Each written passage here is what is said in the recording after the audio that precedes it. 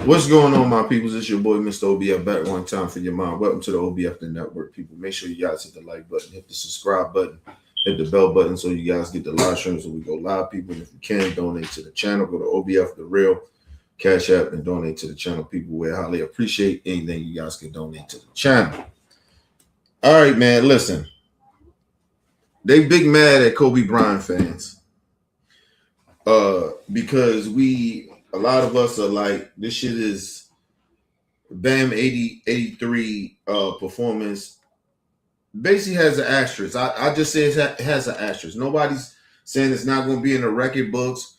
Nobody's saying that he didn't do something that was not done by any other player or something like that. Like, we're not saying that. We're saying that should look nasty. That should look staged. That shit looks like both teams was damn near allowing him to break a record that he shouldn't have been breaking. That's what that looks like. And it's not because Bam is not a scorer.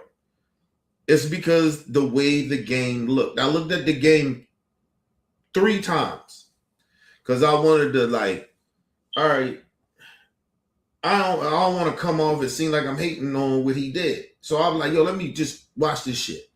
So I watched it once. I watched it twice. I watched it again today. This shit looks rigged in a way. It looks bad. It really looks bad. And it's like I said, I watched it the first time. I'm like, yo, this shit, what the fuck was this? Then the second time I said, hold on. I said, and then I watched it the second time. I was like, nah, hold on, yo. Let me watch this shit again. Maybe I'm tripping. And so, or maybe I'm just being biased because it's Kobe's record, right? I said, let me watch this shit again. So I watch it again the third time today. And I'm like, yo, nah, bro, this shit looks like the way we would feel. Even as a Kobe Bryant fan, I'm like, yo, come on, bro. It's like, yo, if he'd have beat Wilt shit, I still would have felt the same way. And mind you, this shit is on video. You can see this is gonna last forever. And it's like, yo, you cannot deny what you just seen. And I'm like, nah, bro. Like, nigga, y'all team is up 30. You wasn't competing at this point. And like I said, people talking real trash shit about Kobe fans. Yo, when Kobe did his shit, it was competitive. He needed to score all the points. His team was trash. Bam team, I guess they trash too. But y'all up 30. Let me explain something to you. If Kobe would have had 70-something points by the fourth quarter and they was up 30, Kobe was not coming back in the game. Matter of fact, Phil Jackson wouldn't allow this nigga to go back in the game. So it ain't just Bam that niggas mad at. We mad at the coach. I'm mad at the teams. Like, why would y'all be okay with this?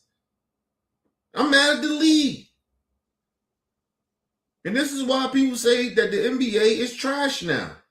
Young niggas be thinking we hating on them. It's not hating. You niggas are doing unethical shit. You're doing some shit that is weird to the game. You're not elevating the game. Yeah, y'all more athletic. Y'all can shoot a little better. But y'all don't have no integrity in the game. It's morals. It's like, I always tell y'all, it's like the street game. I always told you, if I went back to the street, I probably would kill a lot of these little young niggas because they don't have no morals and ethics. It's certain shit you don't do. War is war, but it's certain shit in war you don't do. But let's get into this, people.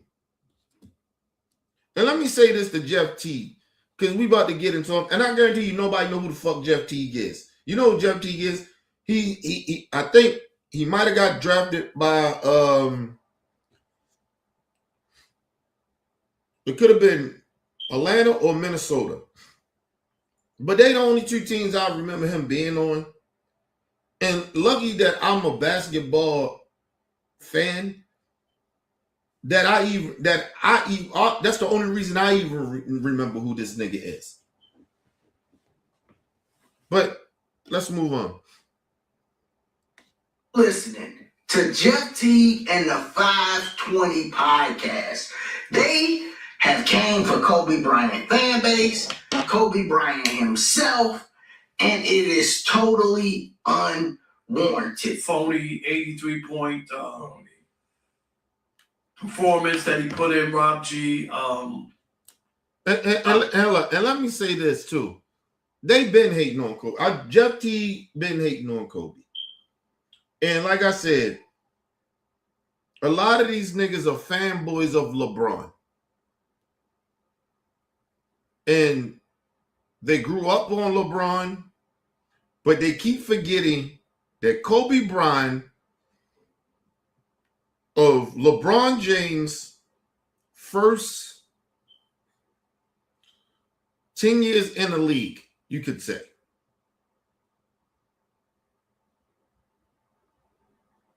He wasn't more popular than Kobe Bryant. A lot of the years, he was not better than Kobe Bryant.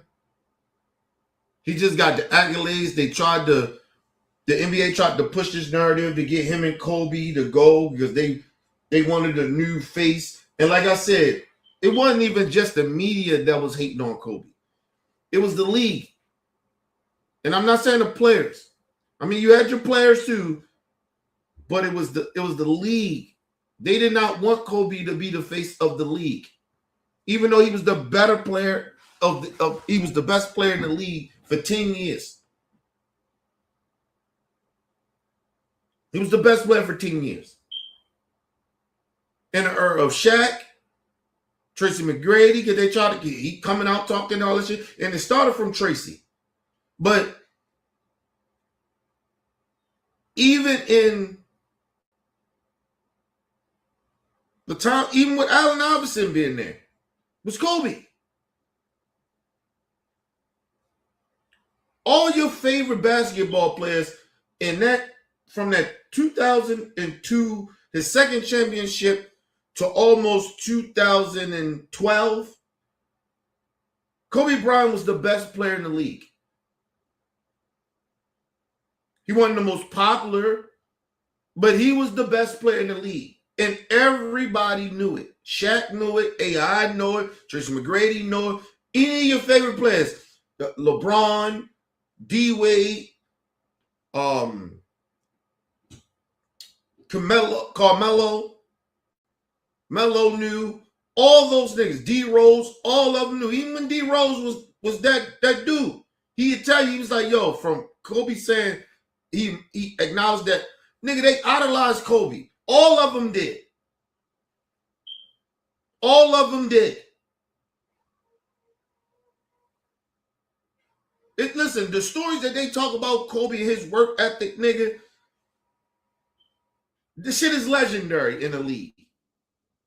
It's old NBA players take, listen, I ain't never seen nobody work out. I ain't never seen a harder worker than Kobe Bryant. And some of them niggas played around with Mike and around Mike, or played against Mike. And they saying Mike ain't work hard. They just saying they ain't seen no shit like that. I told y'all, Mike is the GOAT. But Kobe took everything Mike did and it was like this nigga was on steroids.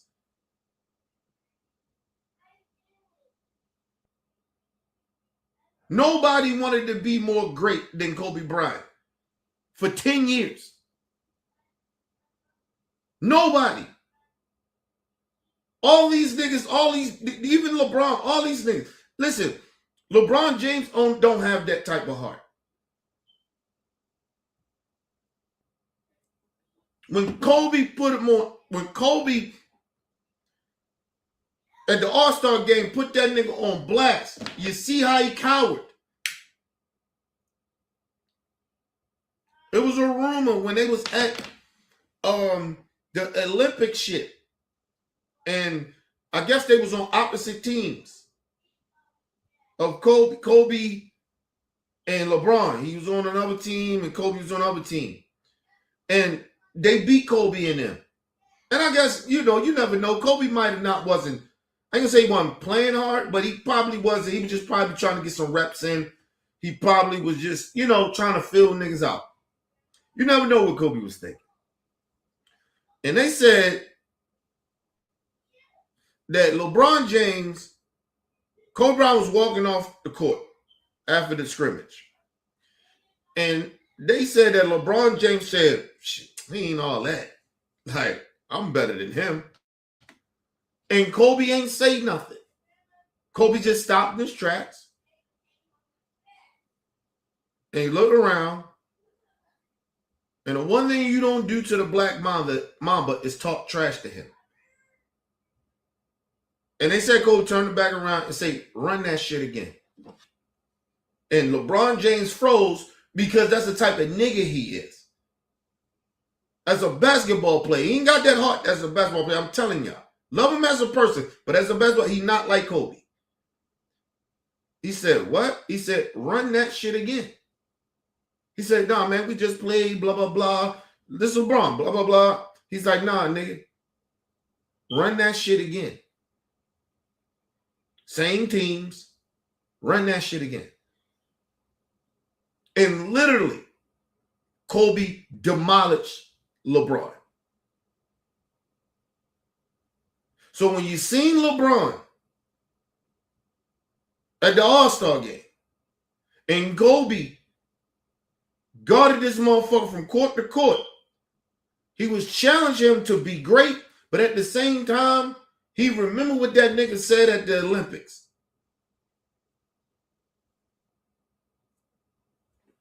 And it was so highly disrespectful to Kobe because Kobe at that time got 3 championships. He just lost to Boston.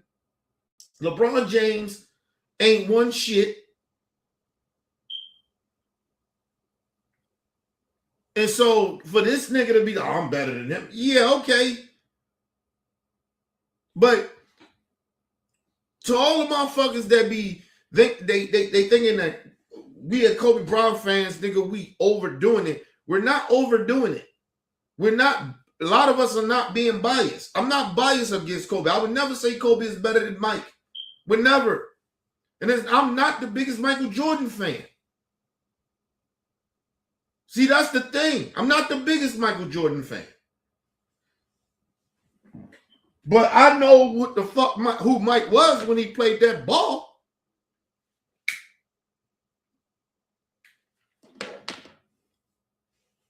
If I believe Kobe Bryant was better than Michael Jordan, I would say it. I don't believe so. And it not skill-wise. At the end of the day, when it came to Kobe, it was accolades. He didn't have a lot of accolades Michael had. He was close, but he didn't have that thing. He didn't have enough. And we didn't even talk about the MVPs and all that because we know the league was trying to blackball Kobe. So we already knew about that. So we ain't even talking about that. It was the chips when it came to Kobe and Mike. That's the only difference. That's why real Kobe Bryant fans will tell you. That's the only thing, the reason that we can't say Kobe Bryant is better than Michael Jordan is because he ain't got 6 or at least 7. He ain't got at least 6. And Mike never lost in the finals, ever. It ain't nobody in basketball history can say they ain't never lost in the finals. No player. No great player. Motherfucker considers as GOATs.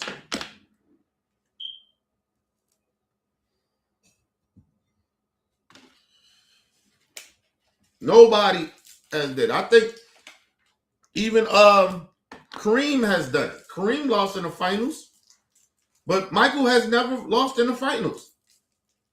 So he has that accolade.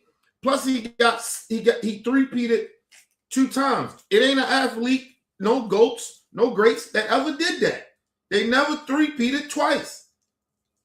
So when motherfuckers be talking about Mike, we look at Mike, who Mike is.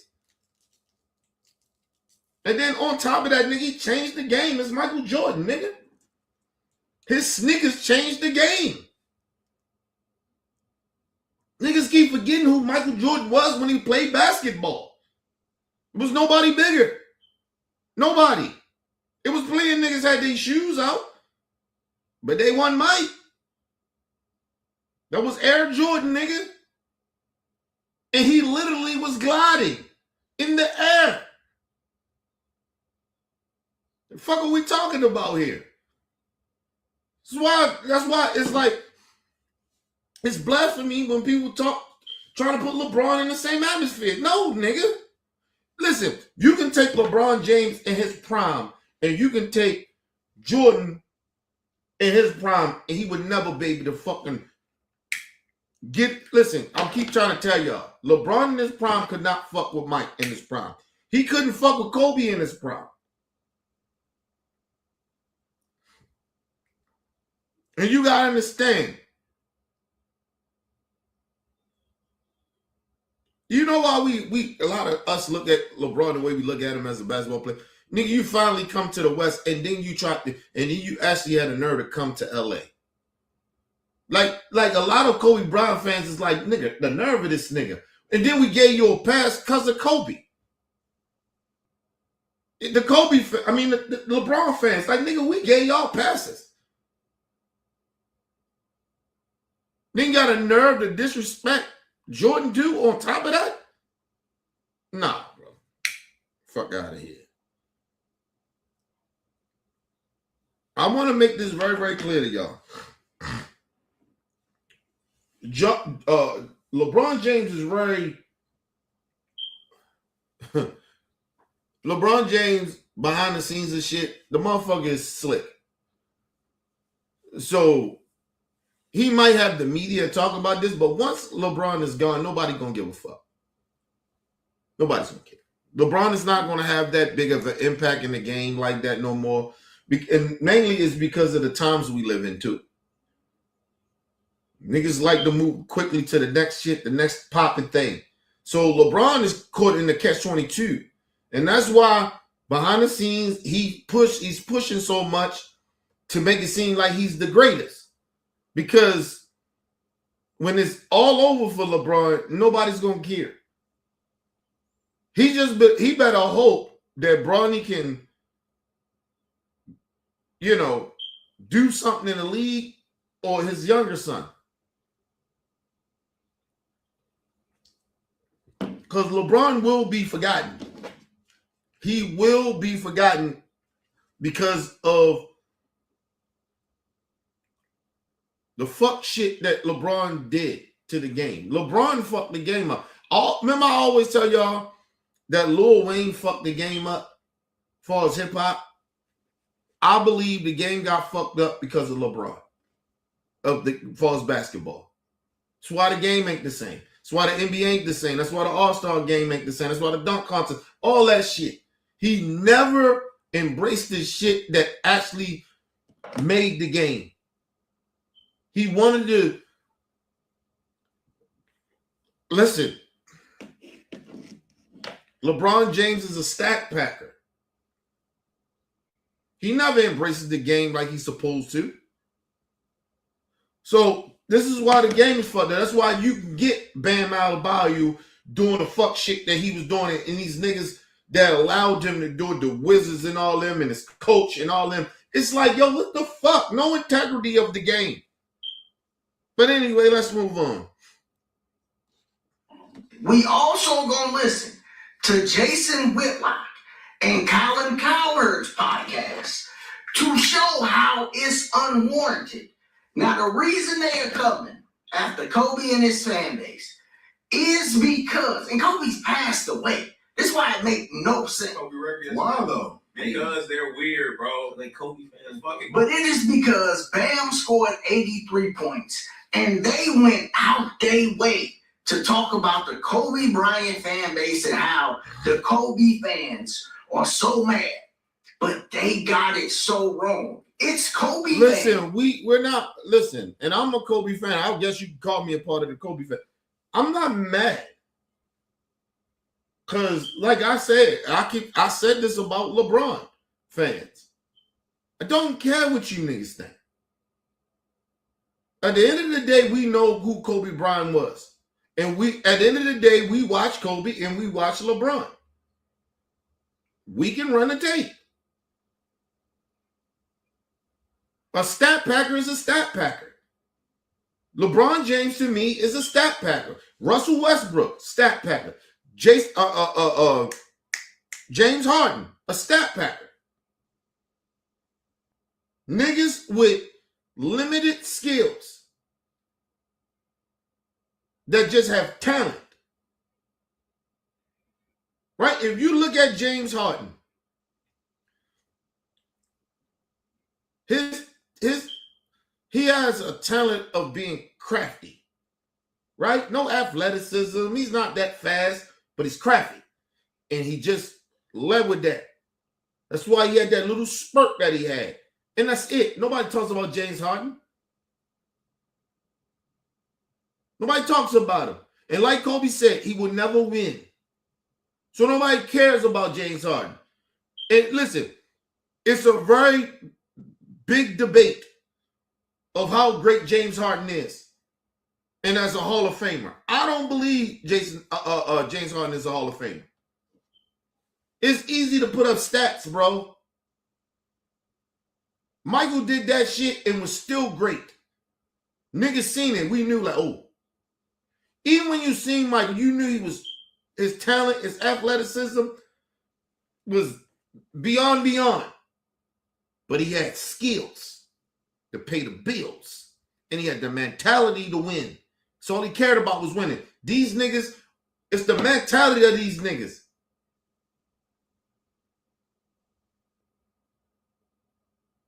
Listen, I believe that Russell Westbrook really want to win. The problem with James Harden, he don't work on his game. He never worked on his game. All he did was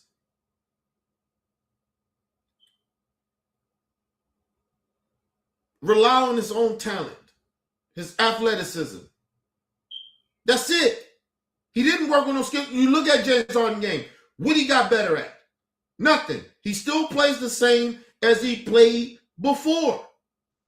Nothing different. Yes, he might have been a little more faster back then, a little bit more athletic, but ain't nothing changed the Russell Westbrook game. Nothing changed. You look at James Harden, the same shit. Nothing changed. These niggas did not work on their game. You look at LeBron. Ain't nothing changed about LeBron.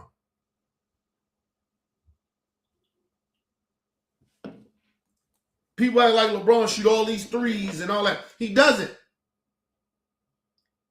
Half the time, LeBron James ain't got no choice but to shoot threes.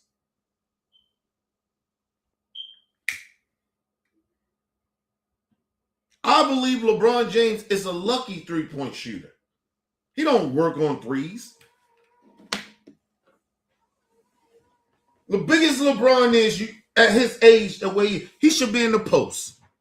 Posting these little niggas up. Ain't nobody else down there to stop you. I'm LeBron. Nigga, give me that ball right here, nigga. You know what Kobe did? You know why Kobe was one of the greatest post players ever? Should we say top 3? You know why? It's because of some fact, nigga, he went to go highlight the dream. Show me how to do these. Kobe footwork is crazy. Ain't nobody got better footwork than Kobe.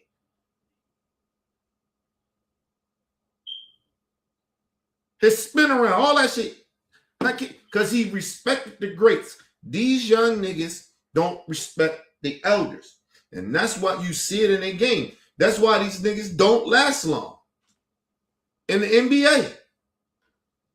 They don't last long because they don't respect their elders. Nigga, go pick up some of them old school moves and mix it with yours and mix it. And that's all Kobe did.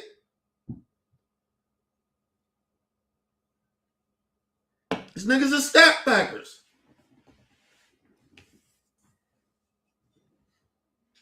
D-Rose said it. He said, nigga, when Kobe said, oh, you've been working on your game, it's because D-Rose was in the motherfucking gym working on his game. He understood. I can't keep going to the hole like that. I can get there, but I'm getting hurt and shit like that. That's why his career lasted a little longer than it's supposed to. Because he worked on this motherfucking game.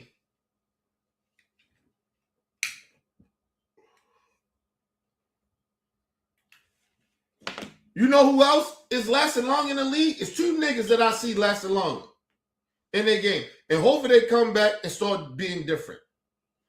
Motherfucking Kyrie and goddamn Devin Booker. They are the prime underlings of Kobe Bryant. I see Kobe in those two niggas. It ain't nobody else I see Kobe in. I love Jason Tatum mentality, but he don't remind me of Kobe. Just the mentality and his work ethic, not game wise. But that damn Devin Booker and that goddamn Kyrie, yes.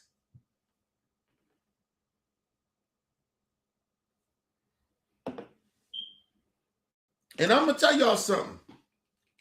If Devin Booker get the right talent around him in Phoenix, because if I'm Devin Booker, I'm never leaving Phoenix. And I don't think he gonna ever leave. Because he admired Kobe. Ride that shit out, young fella. If he get one or two, we gonna look at Devin Booker and he can put up numbers and if he can get him an MVP in the next 2-3 years, which is gonna be very hard for him to do because he had an opening that way he could get it, but then fucking Kevin Durant comes over there and fucks everything all up.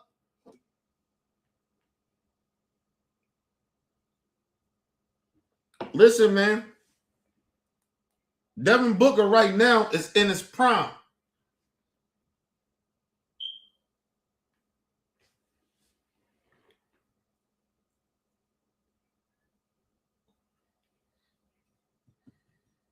Niggas look at Kyrie. Like, we gonna start putting some respect on Kyrie's name. LeBron is not winning no championship in Cleveland without motherfucking Kyrie. Matter of fact, he ain't even coming back to Cleveland if Kyrie ain't Kyrie. So, nigga, just please, y'all need to stop with this LeBron shit. Give me 1 second, y'all.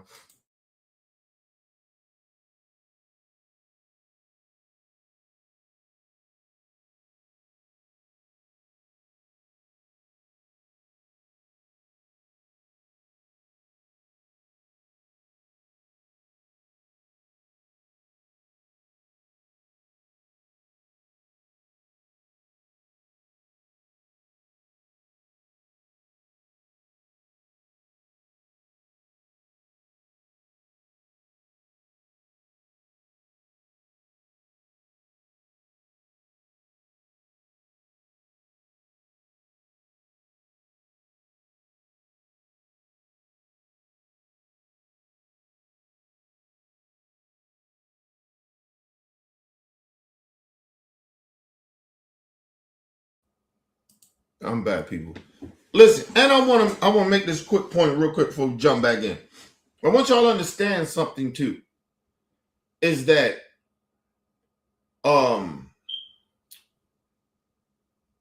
the reason that Kobe was beloved when he left, right, is because they did all the hating they did to Kobe at the end. I mean, in the beginning. Kobe got all that shit y'all talking about. LeBron grew up in the Twitter age and all that other shit. The new technology. Kobe already got that. He was the most hated basketball player in the league back in the day. They called him anything you can think of.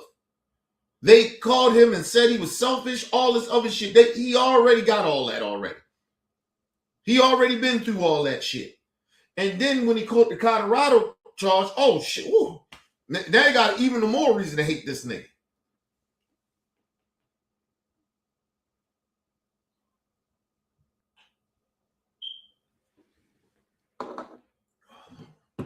Niggas don't remember. But think of what that 2004, 2003, 2004 was 2004, 2005. They lost that championship to Detroit. He was going through that Colorado shit, and he was still coming out there balling. Kobe said, nigga, on the court, that's my safe place, nigga. I can block all that shit out. You know what I mean? The world is the world, nigga, but when I'm on that court, I'm focused. That's where I can live. That nigga live for basketball. So Kobe been through a whole bunch of shit. And then even after the Shaq shit, he still was getting criticized. And then Shaq won the championship. Oh, threw more dirt on Kobe. He's selfish and all. You remember the shit even in the Phoenix game. They were talking about Kobe too selfish. He's not passing the ball to his teammates. And Kobe started passing that bitch. He ain't take no shots. He still got criticized for that. He said, nigga, if I don't do what I do, we don't have a chance. I am not a point guard. I am a shooting guard. Niggas don't want to respect that, though. But now these niggas is throwing up. Every chance these niggas get now in this new league, they shooting the shit out the ball every time they get it. Ain't nobody calling them selfish. But back then with Kobe, he was selfish. So, listen, they've been put dirt on my man's name. They've been put dirt on Kobe's name. They did everything to Kobe to break him. Never broke. So when it was time for Kobe to leave the game, and he got his two, one no more, or he needed Shaq, he got his shit. They tried to throw, he had Paul Gasol. Then niggas start breaking it down. Nigga, Paul Gasol was nobody until he got over there with Kobe. Then Paul Gasol told you, nigga, Kobe made me a Hall of Famer. I wouldn't even be mentioned as a Hall of Famer. So that put that shit to rest when the motherfucker that y'all keep saying, oh, he wouldn't have won without Paul Gasol. Paul Gasol was a one-time All-Star and never made an All-Star again. Since he was so great playing with Kobe, he never made an All-Star game. But one time. Fuck are y'all talking about? Andrew Bynum wouldn't have got no motherfucking that big contract he got from the 76ers if he didn't play with Kobe Bryant. Nobody knew who the fuck this nigga was.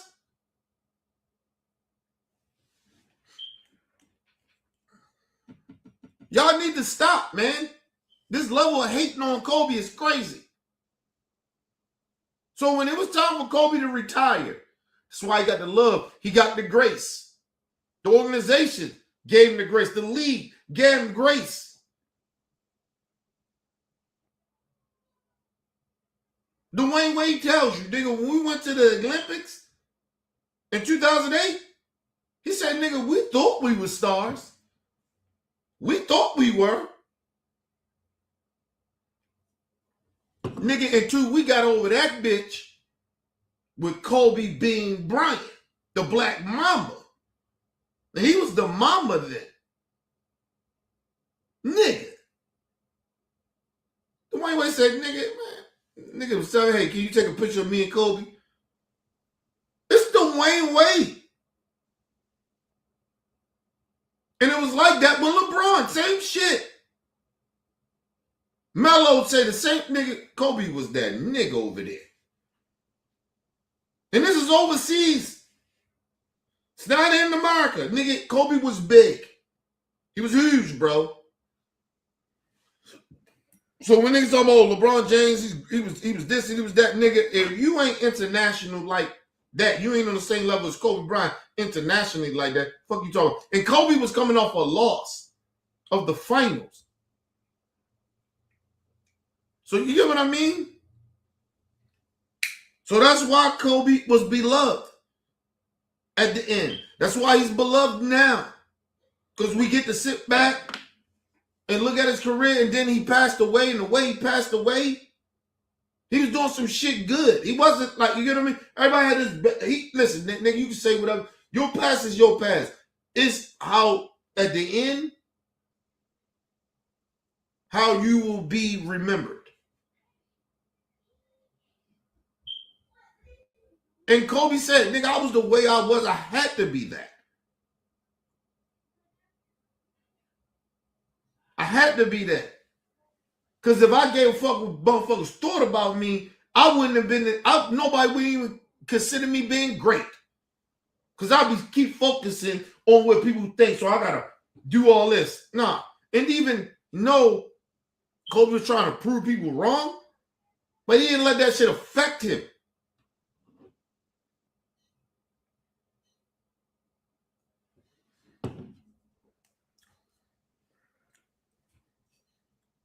That's why when everybody when that bubble championship happened with LeBron, he got that bubble, he got a championship in LA.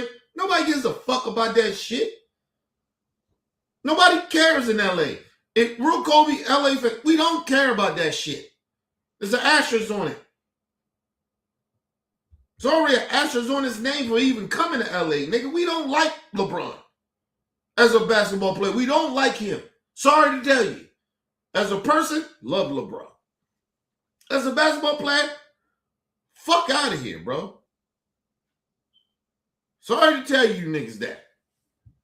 LeBron James, Dick Riders. We don't fuck with him. We think that nigga's a fraud. That we think this nigga fucked the game up like Lil Wayne. Prime example. When LeBron leaves the game, look how motherfuckers look at Lil Wayne. They're like, yo, he was nice. Yeah, LeBron, Wayne was nice. But then nobody gives a fuck about Lil Wayne. Not even the niggas that he paved the way for. And that's the same shit gonna happen to LeBron. You starting to see it now. Fuck are we talking about? Some niggas are not worthy like that. When you cheat the game.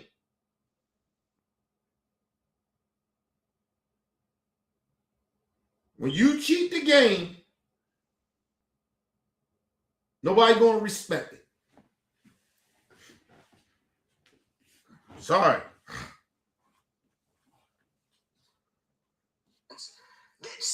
Man, my bad, people. God damn it. I thought I hit the shit. My bad. Give me 1 second, y'all. Oh, shit.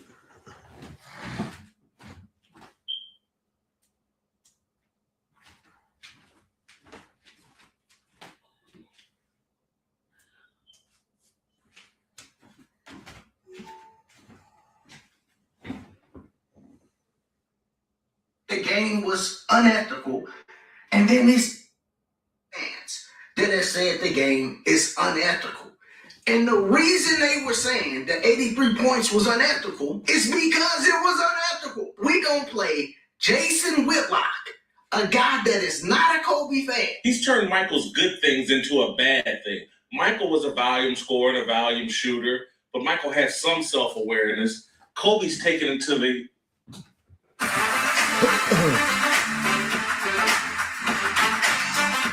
If you have foamy yellow urine and you My don't bad, want to get hooked up commercial. to a dialysis machine, you need to hear this. Drinking more to the ultimate extreme. We're going to play what he had to say about the game. We also going to play audio from Colin Cowherd's, The Volume. When you are manipulating possessions in order to do it, The people that you work with on your podcast. We're going to see what they had to say about the game. We're going to play both of them so you can see two people that's not Kobe fans. This ain't his fan base. You're going to see what they said just to show you, give you an example. The dog, people just being honest about the game. But we're going to get into all of that. Make sure you subscribe if this is your first time here. Click that like button. That's how they push the video. Click that hype button. That's how they push the video. And listen, I want to say this to Bang. No, us as Kobe Bryant fans, we ain't hating on you, bro. Right? We just disappointed at how you got that 83. That shit didn't look right. That shit look. It's an asterisk behind it. That's to us. If you'd have broke that shit and broke it on some ethical shit, some shit that like, okay, yeah, that nigga Bam was balling that night. It was his night, bro.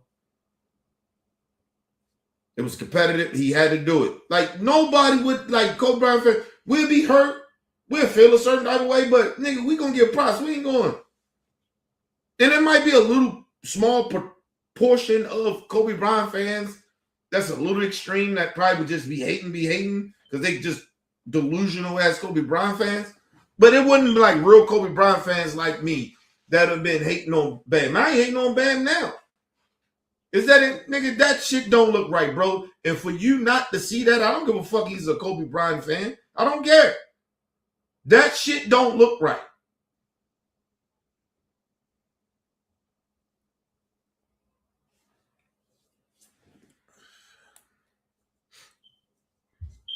It cheapens the game. That's all I'm saying. And I was gonna say something else, but hopefully it come back to me. Hold on, let me shout out to everybody in the chat real quick. Shout out to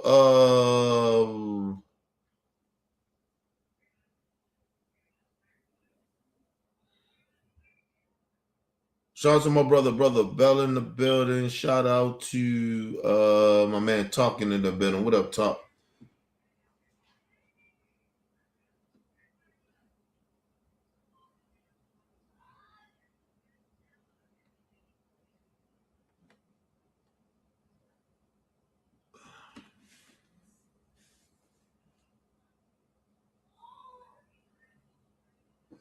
Listen,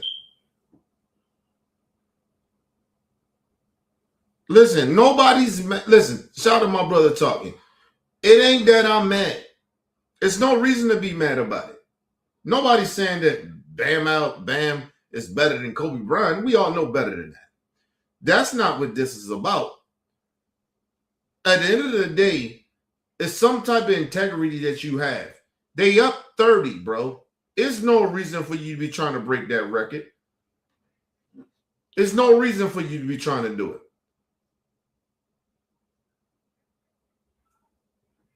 Like, if I was Bam, you know what I'd have said at the game? I did this with Cole. Like something like that. That it probably came off a little better, but you up 30. It's no reason for Bam to be in the game. Listen, I keep saying this. Kobe Bryant scored 60 in the game before he scored the 81. And he didn't go in. I don't even know if he played in the third quarter or the fourth quarter. He had 60-something by the half. He didn't even play. Like, y'all need to understand that. Listen, 83 is 83, but it's the way you get that 83. So, no, Talk, that shit ain't going to slide. 83 is 83. We're going to blame the Wizards. We can blame them. But at a certain point, Bam say, oh, I'm one of Kobe Bryant's, he my idol. Well, respect the game. Respect the game. You know, listen, he said, oh, Kobe said, keep going. No, Kobe wouldn't have said that. Because Kobe already showed you that if he wanted to break that fucking record, he could, the 81 record, when he did 81, he could have did that shit the game before that. So no. Sorry, Talk. No, we not doing that, bro.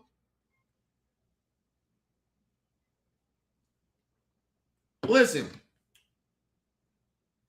But if it's integrity and morals there, it's a level of integrity and morals there that's saying, like I told you, Clay could have did it, Booker could have did it, Kobe could have did it before he even did it. So no, Talk, that's that selfish shit. I'm not agreeing with you on that. No. If I'm up fucking 30, I'm not coming back in the game. Nigga, I already showed you a whole team that y'all can't fuck with me. So, like, that's enough for me.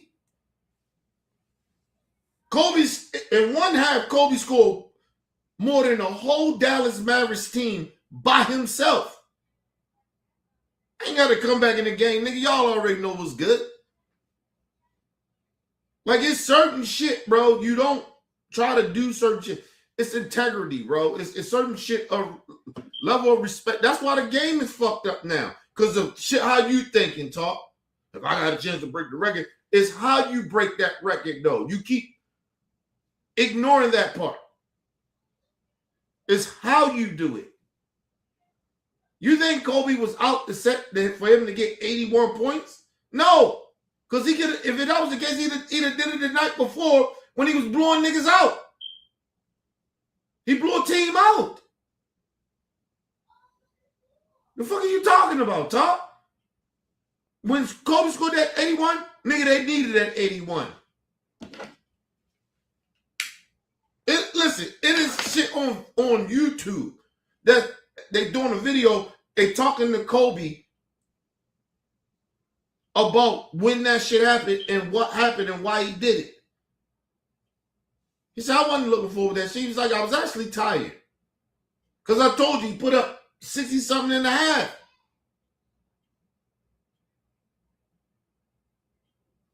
Come on, man. No, Talk, we're not doing that bullshit you on, bro. Let's go. 520 podcast. If this was LeBron record, y'all wouldn't be acting like this. These other niggas, Y'all Kobe fans being weird, we will celebrate. they so mad at this nigga. Fuck them. Yes. I can't score 8 in y'all men's league. My girlfriend's watching. This man scored 82 points in a real game. The NBA game, nigga. I know Jalen Rose is like, yes. Yes. I love that. Yes, Bam.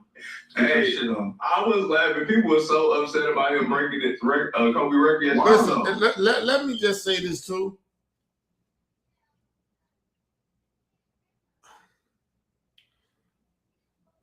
Jeff T, just in the NBA, did you ever score 30 or 40? Listen, get somebody, my man talking here, he's my stat dude. Can you tell me what's the most points in the NBA that Jeff T ever scored in his whole career in the NBA? Can you just look that up for me, bro? I genuinely want to know that. I genuinely want to know that. Jeff T, that's his name. Because I think he was a point guard for Atlanta, and I know he played in Atlanta and Minnesota. Other than that, I don't know where else this nigga played.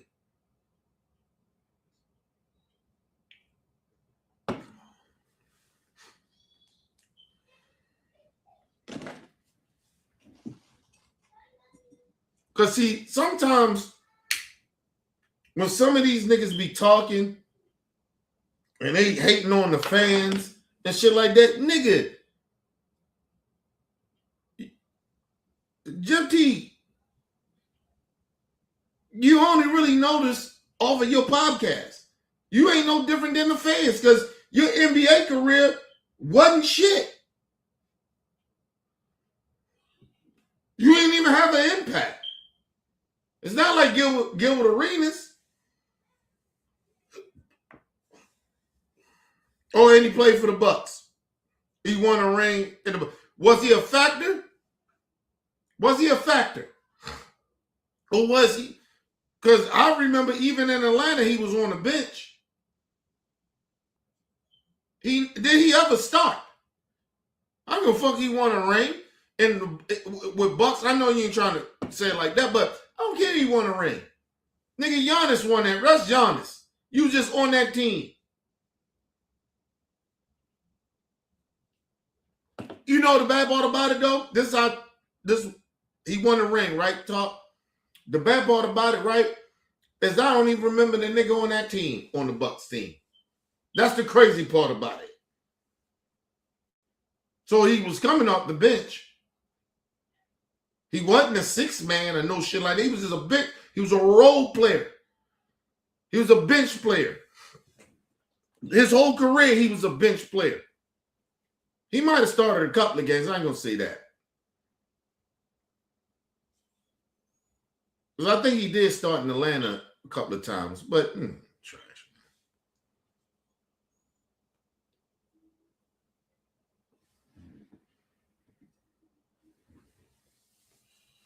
Now, I want you to answer the question for me, Talk. What was the most he ever scored in a game through his whole NBA career? I want you to look that up for me.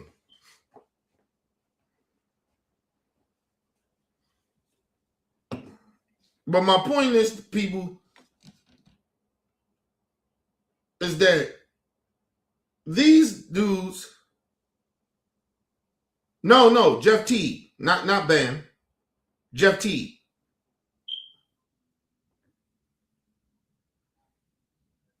Jeff Teague. I ain't talking about Bam.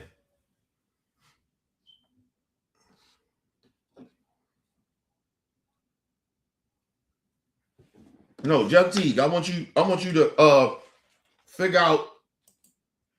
Let me give you a little minute.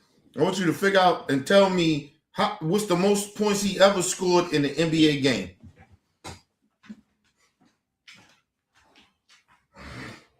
In his whole career.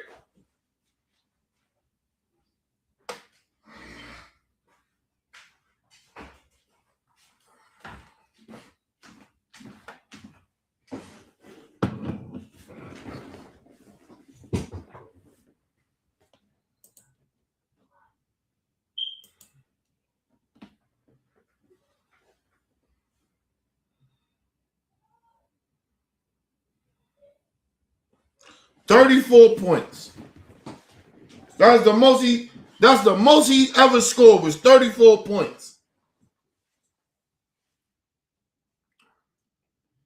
He never did it consistently. So when you speak on greats, because I guarantee you, if we look at his stats, that 34 points ain't shit. Because when we look at his stats, I guarantee you, he probably scored no more than what his average. Tell me what his average is through his whole career. I guarantee he ain't no more than around like 15, no higher than 15 maybe. His whole career. And let me know how long he played in the league too.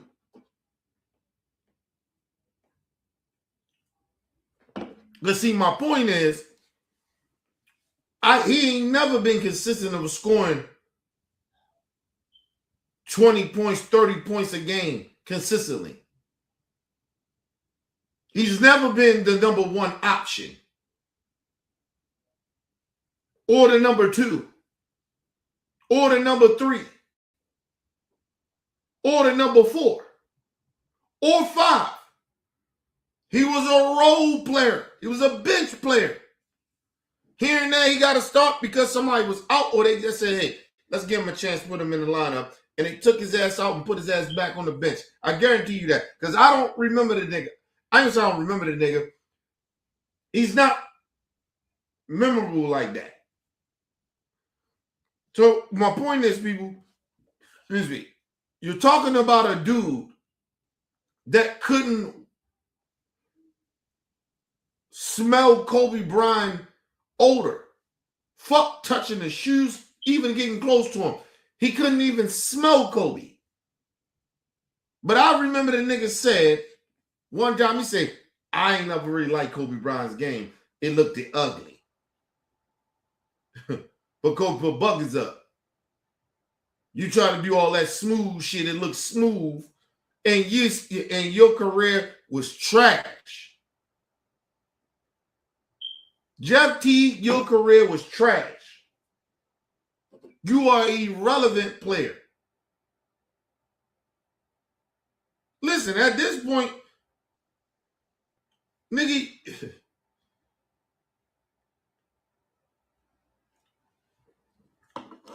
and put in, let me know when he got drafted and how high he got drafted. Talk. I need all that information. Because I guarantee you this nigga is, for him to be speaking out his neck about Kobe Bryant or Kobe Bryant fans, nigga, who the fuck are you, bro? Who the fuck are you? At this point, nigga, you a fan.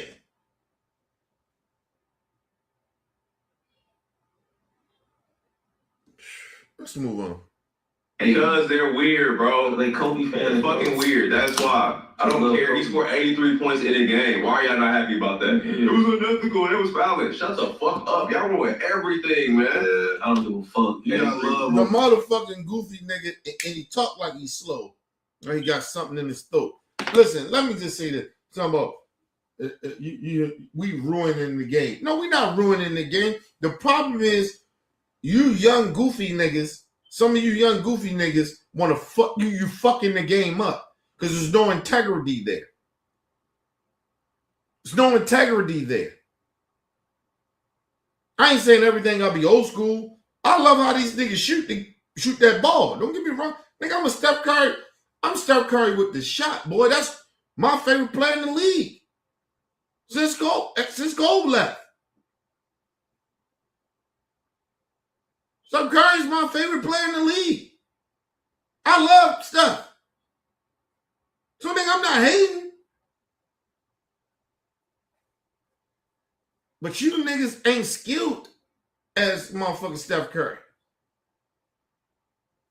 You niggas only work on shooting. And that's not the game. You niggas had no post game. You niggas barely can cross niggas up. Barely got a handle. You doing that European bullshit, step back. A lot of that shit is traveling. And it's because, and you do a lot of that European step back shit, it's because a lot of you niggas ain't got no handle. Because you don't work on your game. That's why I'm not like big on the European players coming over here. People say, oh, they the best in the game. A lot of them niggas don't. People talking about they got skills. These niggas be traveling. Look at the footwork of a lot of them. They be traveling. And niggas getting mad at the American players. Nigga, y'all keep telling the American players and the coaches, they gotta be like the Europeans. The Europeans got skills because they know how to shoot the ball. They don't literally have skills dribbling. That's an American shit.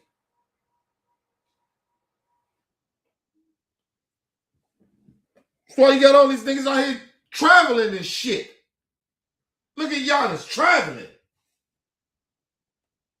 Nigga take like 18 steps to make a layup. Are you fucking kidding me? Traveling. Nigga, if Shaq could move his feet like that back in the day and get away with that shit, nigga, Shaq could be the greatest player of all time. What the fuck are we talking about here? But anyway, let's move on. Yeah, man. You got nothing but love. For sure. Niggas score 80 in a game, like a pickup game, a men's game is damn near impossible. Yeah. For you to It's get right. through an NBA game against number 1, number 2 picks and all type Yeah, of all McDonald's, all Americans. Yeah. Nigga, you Best niggas overseas. You cold as fuck. Bro, the point breakdown, 31 in the first quarter. First of Relax, all, welcome. and that's their problem. Because if somebody that said they had scored, you see kids, you hear stories and shit, young kids in school scoring 80-something points, 81, 70-something points in high school and all that other shit. But when you got everybody around you can play basketball, that was the difference from the league. Whenever you seen anybody score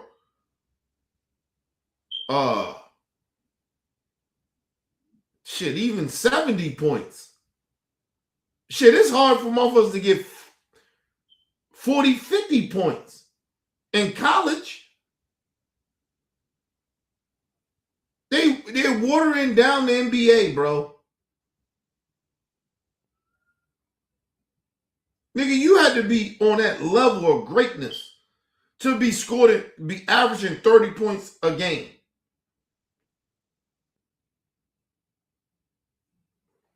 Like when you look at Shea, right? You look at him. Man, nigga nice. Because he do it all the way. Only thing he ain't got is a post-up game. Other than that, when you watch Shea, you be like, yo, this nigga is skilled. It's just everybody else that's just not good. That's all it is. They ain't skilled. They don't play defense. Because I keep trying to tell y'all, Shea is not as great as y'all think he is. These niggas don't play defense. It ain't no Tony Allen in the game. The league is so different, you can't touch niggas. If you could touch Shea, he ain't scoring what he's not averaging 30-something. The game is watered down. Sorry to tell you, young niggas, the game is watered down. Shea is great for this era, but what he doing? He couldn't play in Kobe Bryant's era. And he wouldn't be doing what he's doing if Kobe was in the league. You ask Steph Curry that. Ask Steph that. Ask a lot of these niggas that Kobe Bryant locked down when they was going off in the first quarter. And Kobe like, I got him. I know what they doing. He did the Steph. He did a whole bunch of niggas, but it was Steph. He did the Steph and a dude that was from Denver. He ain't even in the league no more. He was going off. Kobe said, I got him. I take him. I got him. Because Kobe studied them. He studied every position. Nigga put the work in. And so when he said, look, I got him, I said, and he shut their ass down. Ain't none of you young niggas in a league like that. That's why the niggas get defensive player of the year or get on all defense. Niggas be like, that's why the elders be like, these niggas don't play no D. That's why you see Shaq and all them get upset. That Rudy Gay and all them niggas. Did they really play D? No.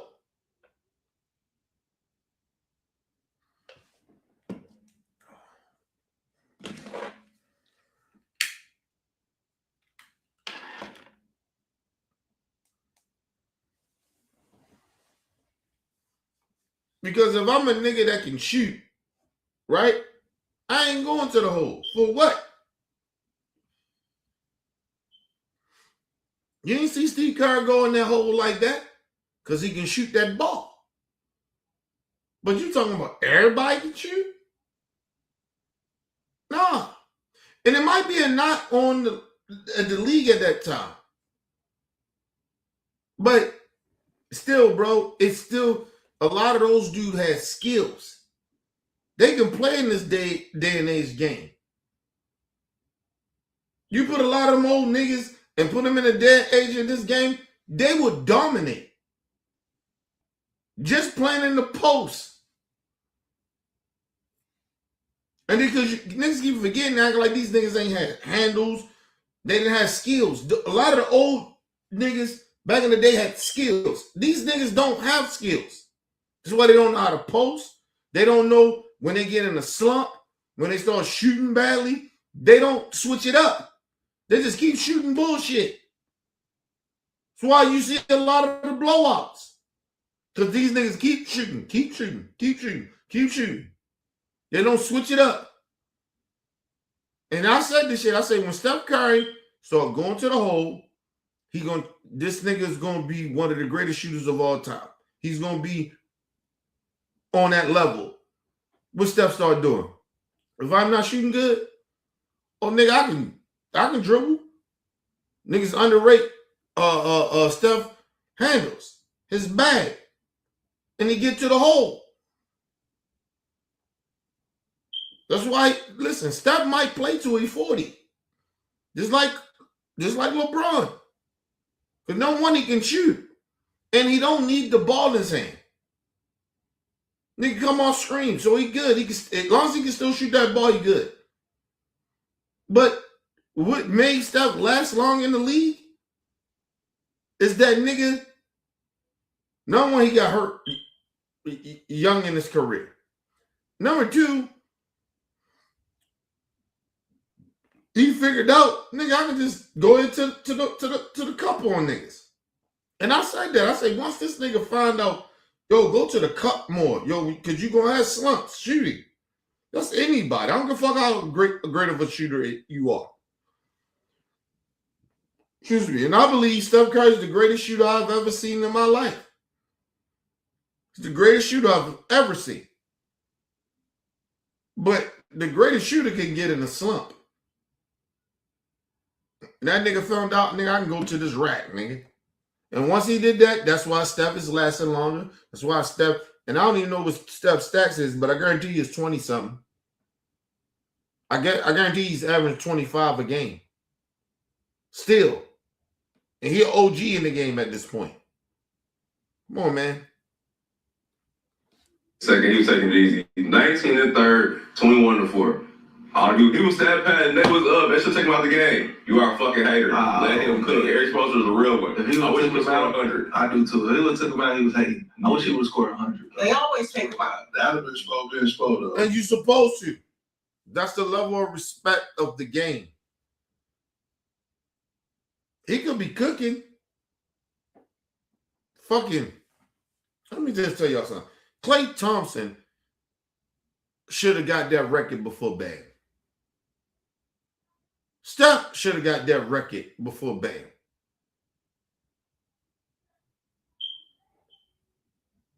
Shit, Devin Booker should have got that record before Bam. But they understood, nigga, we blowing these niggas out, we was winning. The coaches sit them down. They probably didn't want to come out of the game, but the coach like, hey, you know what? Come on out of the game, man. We fucking them up. Good job, great job. You great. We know how, nigga, you was great tonight. The coaches is like, come on, bro. It's a certain level of the game. Certain level of the game, bro. And that's the problem with society. You don't respect the game. You have no morals and integrity in life. And that's why you see a whole bunch of young niggas running around, have no integrity, and just disrespecting people. And disrespecting the game. A lot of young niggas. It's not some, it's a lot of you motherfuckers. That's why shit fucked up. And then niggas come out, then niggas come, oh, you just hating. Nigga, ain't nobody hating. We were y'all. We get it. But it's still, we had to get checked though.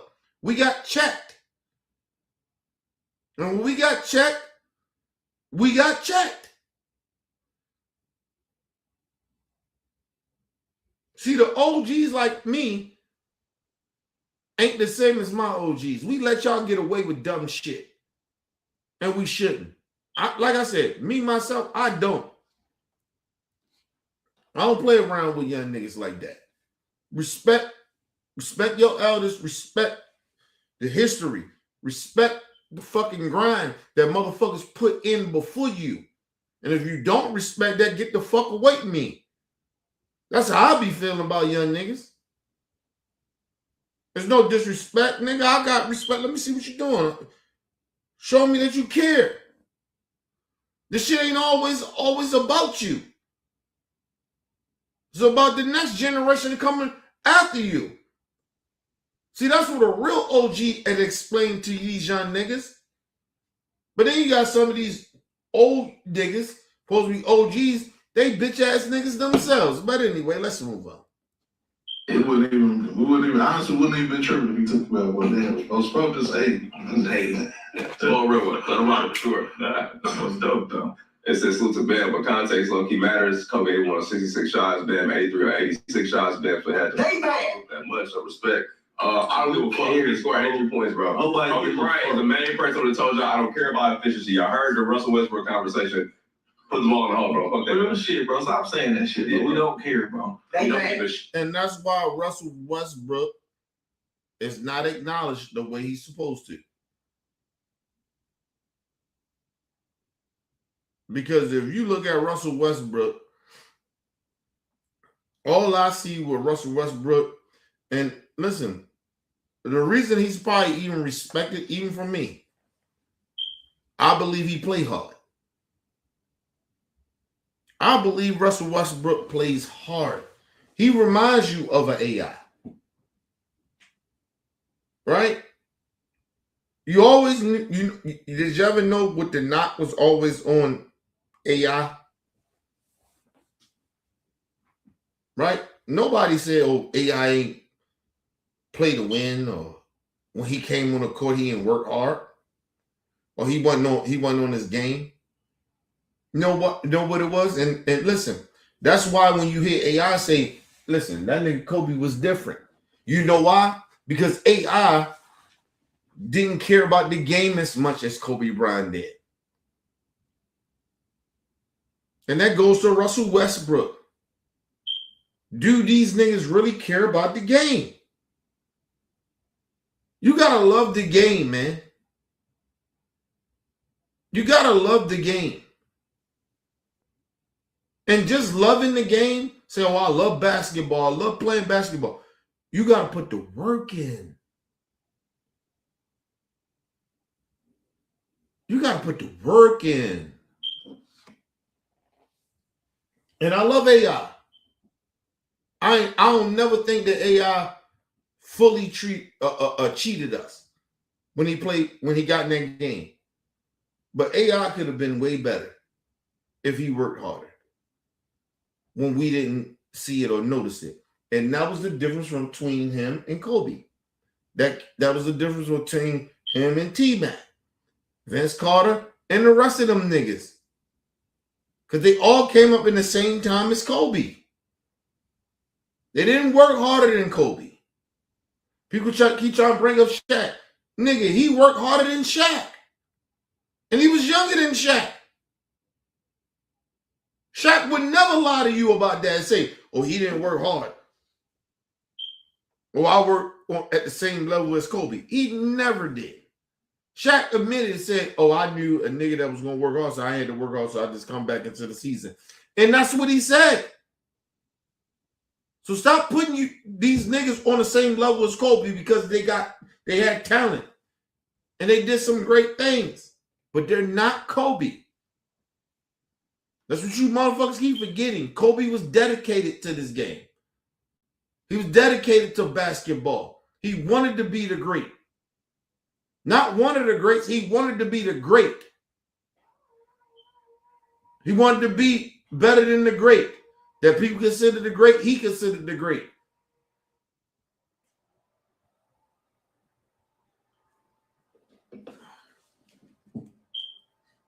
That's why all your favorite players always say that nigga Kobe was different. He was different. Even Kevin Garnett. We'll never say Kevin Garnett didn't put no work in, nigga. We ain't gonna never say that. We know he put the work in. We know who Kevin Garnett is. When Kevin Garnett say, yo, this nigga was different. He was different, man. He respected me. I respect. He knew how I put that work in too. But this nigga was different. So when you talk about like a nigga like Kevin Garnett telling you that, come on, man. When Tim Duncan speak about Kobe, Dirk, these niggas put work in. They dedicated to this shit. They won the AIs, the TIs, not TIs, but the AIs, the T-Max, and the Vince Carters. They won those niggas. They wound up being all-time greats. I don't even know how the fuck T-Mac got in the Hall of Fame. I keep saying that.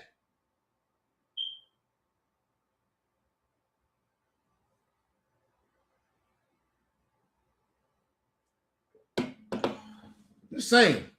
But let's move on. Yeah, niggas had 80. There's no way I can convince me that that's If bad. I score 80 and I shot 80 calm, I'm going for it. And we won. If it was LeBron, y'all would not care this much. If it was hate LeBron, him. y'all would not care this much. Why I hate him? Because there's weird Kobe fans. So. Hold on. Commercial people, hold on.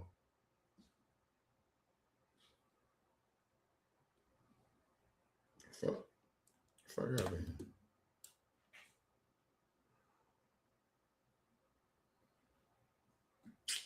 Come on, man. Hold on, y'all. Give me a second. Shit. What the fuck happened? Try Nature Made Zero Sugar Gummies. The gummies you love, now with zero sugar. It's Friday. What about you, Rock? What are you supposed to? Welcome if this your first time on the channel. Today we listening to Jeff T and the 520 podcast. They have came for Kobe Bryant fan base, Kobe Bryant himself. Guess. And this is LeBron record. Y'all wouldn't be acting like this. These other niggas, Y'all Kobe fans being weird. We will celebrate. they so mad at this nigga. Fuck them. Yes. I can't score 8. Y'all let him cook. Eric Spoelstra is a real one. If he I wish he would would have scored 100. I do too. If he would have took him out, he was hating. I wish he would have scored 100. They always take him out. It's this. But I told y'all I don't care about it. Oh. He was some man. Shout out to him. That was a LeBron record. They wouldn't care. Well, they would have been celebrating last night. First of all, that shit don't make no sense. Because if that's the case, you saying Kobe Bryant fans, we haters, right? We don't like LeBron. But if LeBron broke it in the way that Bam did it, it would have been an outrage. It might have been worse than what Bam is getting. We don't consider Bam on the same level as fucking LeBron. So it's almost like disrespecting LeBron. Because ain't nobody that mad about it. Right? It might be, like I said, a certain percentage of Kobe Bryant fans that's pissed about this shit. But the rest of us, we not mad about it. We're not going to accept that this nigga did that shit on some principle shit. It's an asterisk behind it. And for y'all to glorify that shit and not see what we're talking about, that's why a lot of us feel the way we feeling. We ain't no Bam. But Bam, listen, no disrespect to Bam, but that's some sucker shit that you just did. Honestly. But if LeBron James would have broke Kobe Bryant record of scoring 83 points, and the way he did it, the way Bam did it, the same way, nigga, LeBron James, boy, are you crazy? LeBron James would got so much hate that y'all call hate, but so much I call criticism, but y'all call it hate. The criticism that he would have got from Kobe fans? Oh, nigga. The Bam getting off, he getting off easy. He getting off easy at this point. You motherfuckers smoke crack cocaine.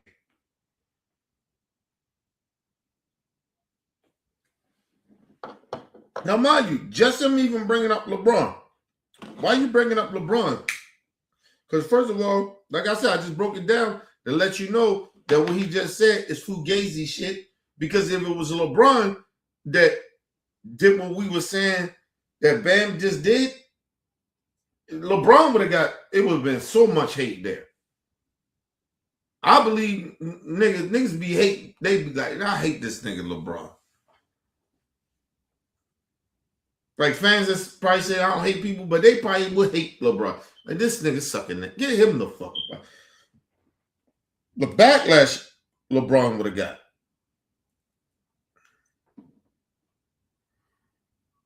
And I ain't even gonna disrespect LeBron like that. Because, like, nigga, no, it'd have been mad different if LeBron would have did it. You try to put Bam in the same, no, don't do that. You already fucking up your point, bro. But anyway, let's move on. You want to send all this unethical stuff, man? We don't want to hear that shit, bro. It's an ethical way to score 80, bro. Nigga, you get 80, nigga, you cold, bro. That's a fact. End of discussion. Bro, even if it would have stopped at 62. Cold, bro. That hell of a fucking night. It's an amazing night, bro. Now, the truth is, them are LeBron guys. They would have been mad. And they mad now because they are trying to say it's the Kobe fan base that is getting mad. When it's not. It's just people that watch the game. Some Kobe fans watch the game and they saying exactly what happened. Like, yo, this shit was crazy. This was unethical. It didn't even look like real basketball down the stretch. When you're down 20 and the game is over, and now a team is like, go for the record. You're disrespecting me. The crazy thing is, he brings up LeBron, and then look at how they talk about the Kobe fan base. Meanwhile, when Jeff Teague said something about LeBron and the steroid allegations, he received a phone call and said something about it. And what Jeff Teague said is, LeBron runs the NBA and he's sorry. Anytime you say anything about Bron, people call you and say, hey man, you might want to chill. I know you got some funny stories and shit. That makes y'all sound super soft to have this type of hostile tone for a dead man's fan base. Listen, but I keep saying this. The reason they say that shit, and it's almost the Michael Jordan fan base. You gotta understand.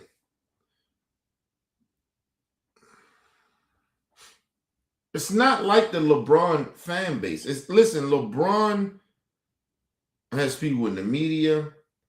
He in any space that you think of, LeBron got people there. He got people that calls up LeBron.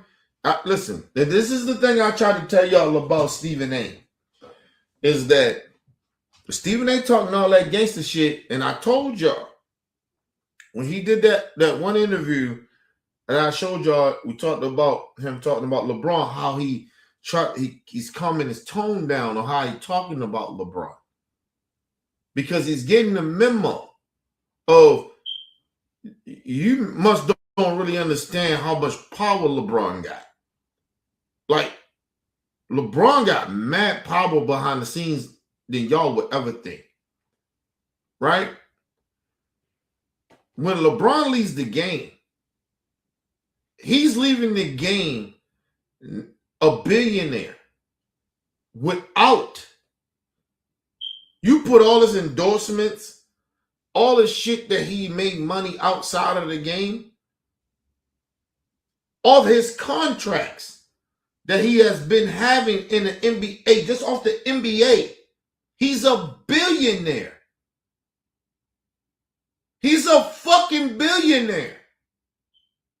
So, nigga, behind the scenes, LeBron like that.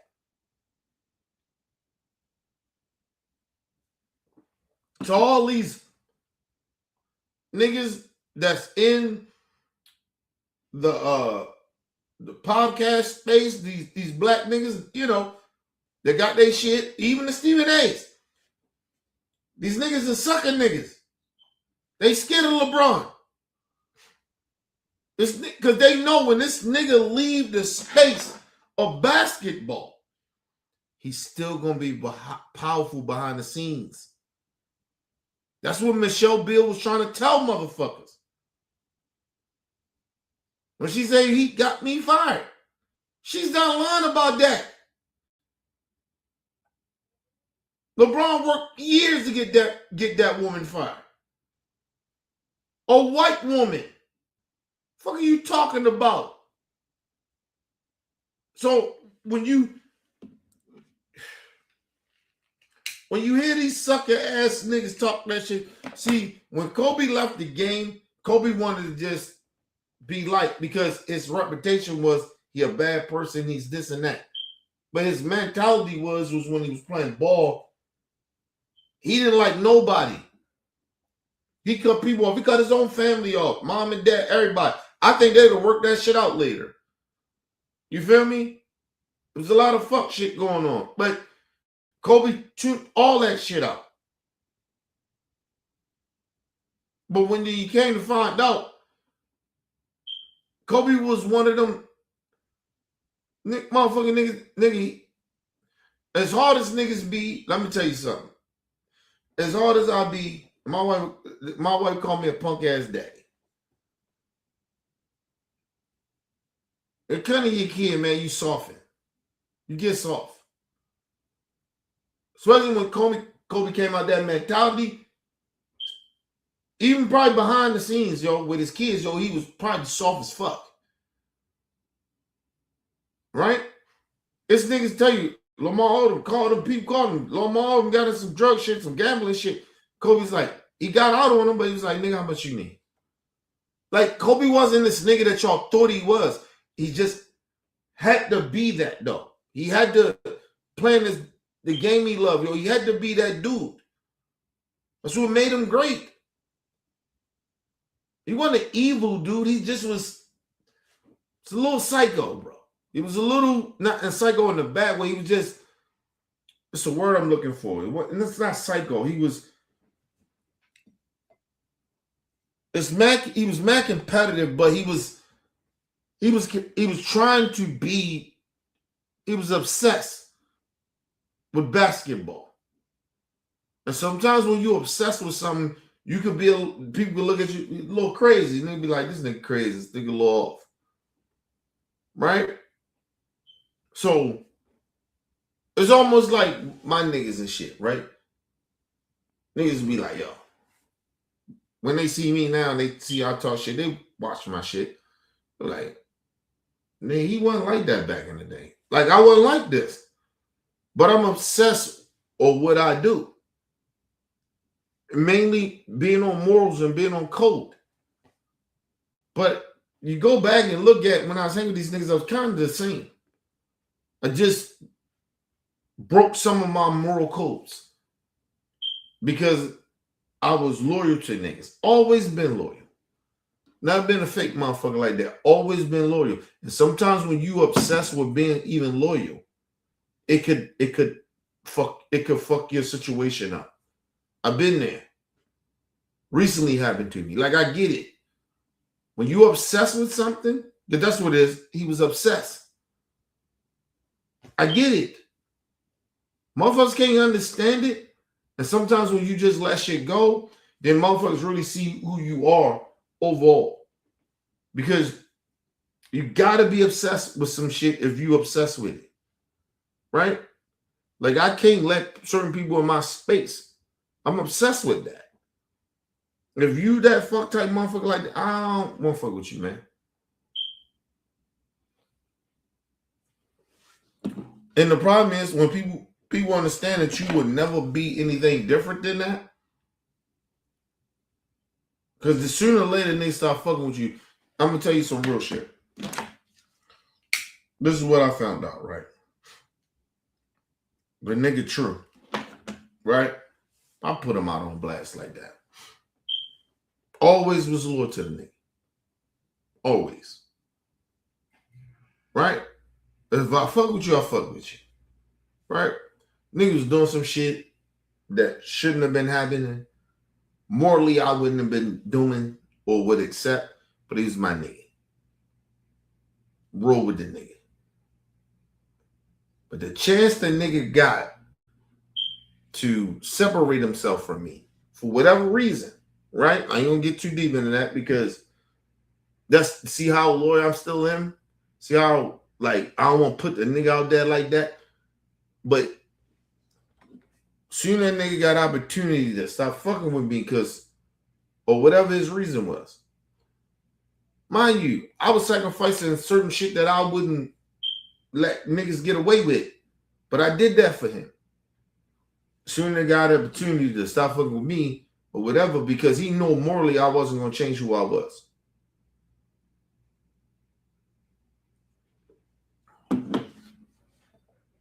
Nigga used all the excuses in the world. That like I flipped on him and all this other shit, all that bullshit he want to say. Yeah, I disrespect him. Nigga, get the fuck out of here, nigga. I've been the same nigga since you met me. We didn't know each other for 10 years, a decade. And I ain't never changed like that. Only thing changed about me, nigga, I got more money and that was it. Never changed who I was. I probably got a little bit more political. That's probably it in the last 10 years. I'm talking about me and his relationship. The fuck you talking about, nigga? Nothing changed about me like that. But people change. And you got to accept that too. What I'm just trying to tell you, my whole point is to wrap it all back around, is that Kobe was who he was, bro. Excuse me. And motherfuckers started to love Kobe. People was like, oh, I heard somebody say, oh, people only started to love Kobe more because of his death. Only you can say that. Because you wasn't a Kobe fan. I've been a Kobe fan. So I knew who the fuck Kobe was. Not 100%. I would never say that, but I knew who the man was from afar. But Kobe was Kobe. Go watch Kobe interviews before he died. He was the same nigga. It's that he was a little bit more open. He was a little bit more laughter. He let certain shit go. Because he ain't playing basketball no more. He had an edge that he couldn't let people see his weaknesses. That was the only difference. Kobe didn't change, bro. He was the same person.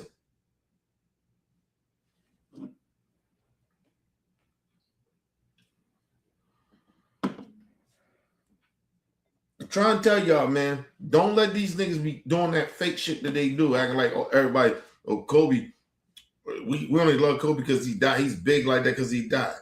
No. So then we can say that about any artist. We can say that about Pac, and we can say that about Big. Imagine somebody saying, oh, Big is only bigger than what he is because he's dead. Come on, bro. Come on, bro. Let's move on. A guy that's alive. And listen, and let me say this too. Yes, when people die and they already got a resume, yes, they're going, some motherfuckers are going to be bigger than what they were. So as if they got a resume. Like, just stop. I can say the same shit about any other motherfucking entertainer or any person that passed away. Like, stop. They got some power. Put a phone call in, check y'all. And now y'all, if LeBron had the record, they would be mad. It makes y'all come off as soft. But let's get into Jason Whitlock. This is a guy who is clearly not a Kobe fan. If you know the history of Jason Whitlock, you know he is not a Kobe fan. Let's see what he said about Bam's game. And salute to Bam. Bam Adebayo, Miami Heat. Hold on, and let me just say this. I don't take, like, I understand what the dude is saying and what he's trying to do in his video, but I take nothing that Jason Whitlock says because he hates black people. So he's anti-black, even though he's black. So I don't take anything. I understand why he's doing it, but I wouldn't do it. I'm not going to agree with anything that Jason Whitlock says, even if in this situation he's saying it's right. Jason Whitlock is a sellout. He's anti-black, so I get why he's doing it, but I wouldn't. But anyway, let's move. And mind you, nobody is even talking about Jason Whitlock. This brother, I guess he on the internet, he watches some shit, and he's caught this clip of Jason Whitlock. But I don't, that's why I'll be telling y'all, I do not, if I don't like these dudes, I don't, like, I'm not going around on their pages trying to figure out what they're talking about. They irrelevant to me. I listen to people. It's not being in the bubble. It's just that I don't want to listen to hate. It's nothing that an anti-black or a racist person can say to me. That way I'll be like, all right, they said some shit that it was right. No. Even if they said something that made sense or agree with me on a situation, it wouldn't matter. You do too much bad. I don't give a fuck you say some good shit that makes some sense. You do too much bad. That's what I'll be trying to get y'all, my people that y'all watch me. That's why I try to get y'all to tell you, get y'all to understand. It doesn't matter if somebody say something good. When they They do more harm than they do good. They say one good thing or they do some good thing, you be like, oh, that's great. No. See, I lived the life of doing bad shit.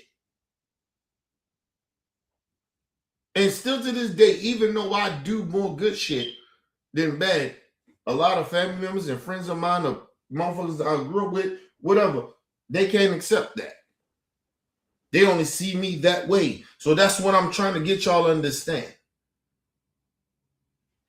That's their ignorance, that's their stupidity. But I'm just telling you, that's how shit is in real life. Motherfuckers think you supposed to be still the same. And if you ain't the same, you ain't that same person. See, I was the motherfucker that people had to watch out for. Family members, friends of mine was like, oh, that nigga crazy, blah, blah, blah. Or some of my friends would say, Ken, you still the same motherfucker. No, I'm not, nigga. And then when I tell them that, they get mad. They don't think like that. And that was wrong for me to do it. And I can admit that was wrong. So, and then now these niggas, now when I say that, now these niggas questioning and second guessing their life. Well, nigga, you should.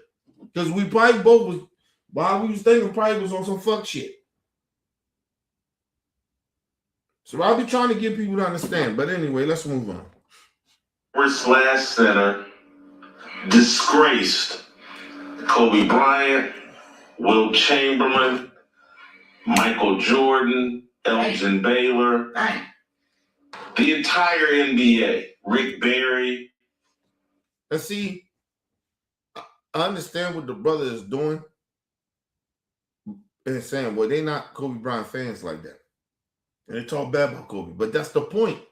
When Kobe did that 81, that's how he talked. The same shit he's saying now about Bam. You are disqualified to be even talking about Bam because you said this shit, same shit about Kobe. So I understand what the brother is doing, but act like, nah, bro. Like, listen, this brother is probably very, very intelligent. He knows what he's doing in a certain way.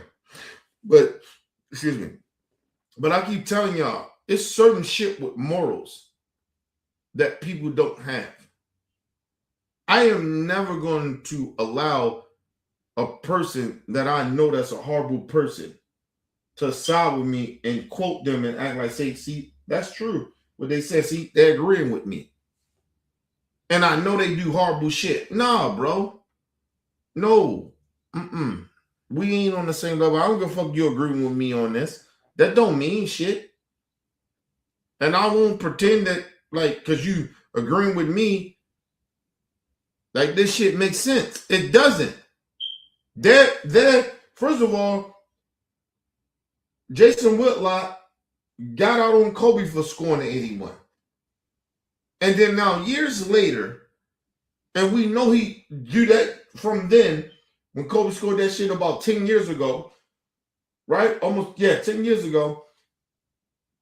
He criticized and he ridiculed Kobe for that. And then now you mad at the nigga that broke Kobe shit?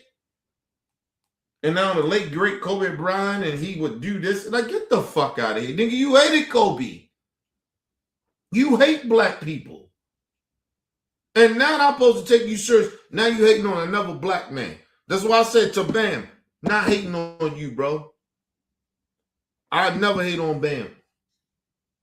But my brother, to get you to open your eyes up is that shit ain't right what you just did. Hopefully you understand what I'm saying. Never hating on you. You got it. You got your 80. You got the 83. Cool. But I ain't hating on you. But nigga, it's an asterisk behind that. Sorry to tell you that, my brother. I want to be real with you, but I still love Bam. I'm not gonna sit there and lie to him and keep pretending, oh, he did some ethical shit. No. You did wrong shit. That shit is bullshit. But at the same time, my brother, you might have made a mistake. You might have was in a moment. I don't know. But I don't hate Bam. Not mad at Bam. He got the 83. Even though Bam got that 83, that 81 that Kobe did, We know that's better. Sorry to tell you. In the history books, we get that. Because everything, listen, they told you George Washington was this great man. Didn't they tell you that? In the history books, don't they? But you really get in the history books and find out that this motherfucker was a racist. He was a slave owner. Christopher Columbus, same shit. All these racist ass people. He discovered America. No, he didn't. But they ignore that part. He didn't discover America. That's not true. Like, you know what I mean? Like, come on, man. We're not playing these games. But anyway, let's move on. But shout out to Bam. Got a lot of love for Bam. My brother. That shit didn't look right, bro. And listen, even though you got that 83, nobody will care. Just telling you that. It will never be better than Kobe's. Just telling you that. And there's no disrespect to you, but it will never be the same. It's not the same. So, let's move on. D. Wade, Alonzo Mourning, Shaquille O'Neal, Bam Adebayo, and the Miami Heat disgraced the NBA last night. 83 points in 42 minutes, 20 of 43 from field goal, 7 of 22 from three-point range, 36 of 43 from the free throw line, and it was an absolute disgrace. He embarrassed himself. He embarrassed the Heat organization. He embarrassed all of sports. I would not say that he embarrassed himself. See, that's what I mean. That's why, like, even Jason would like somehow be like, well, Kenny kind of saying the same thing you're saying. No, he's not. He's still hating on the black man. I'm not hating on Bam. I'm not calling Bam a disgrace. He was a disgrace out there. No. It wasn't just Bam. Bam probably just got caught up in the moment. I'm giving him that benefit of the doubt. That's what I give my people, the benefit of the doubt. It's all the situations around that why that bullshit happened. Not fully blaming Bam. And he a young dude. He in the moment. It's Kobe. It's his idol. I get it.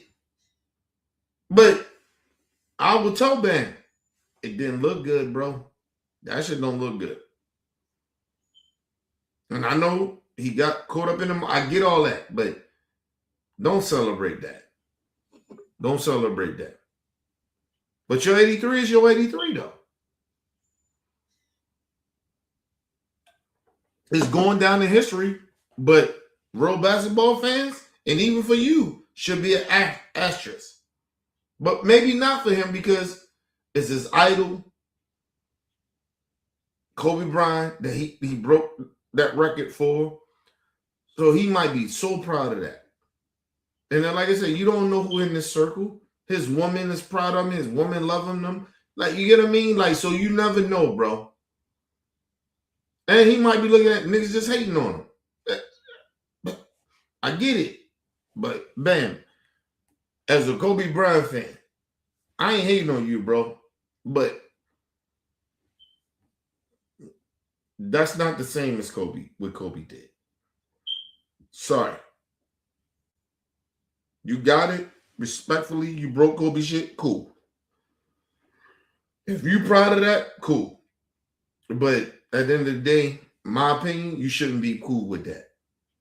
That shit should feel weird to you of how you got that 83. That's just my issue. But you broke the record, cool. If you don't think what I'm saying or whatever, like, all right, nigga, whatever, that's fine. But, nigga, it's not the same, bro. There's an asterisk behind it. It's like LeBron winning that motherfucking title in the bubble. There's an asterisk behind it. LeBron James creating his own super team the way he did and changed the league the way he did. It's an asterisk behind that. His championship, every last championship LeBron James got, is an asterisk behind it. These are facts. I'm not debating you about it. It's a fact. It's an asterisk behind it. Does everybody sit out here and say Kobe Bryant wouldn't be Kobe Bryant without Shaq? But Kobe Bryant got traded to LA. He thought he was going to be in. He thought he was going to play for the Charlotte Hornets. That's where Kobe was drafted. But motherfucking the late Jerry West, the logo, which he shouldn't be, but that's a whole nother discussion. But the logo say, nah, nigga, I see greatness. And he traded for him. That's what happened.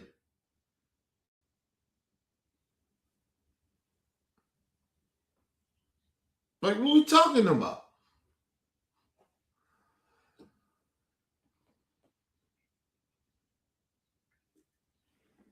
Listen, I don't get mad at LeBron as much as y'all think for creating that super team.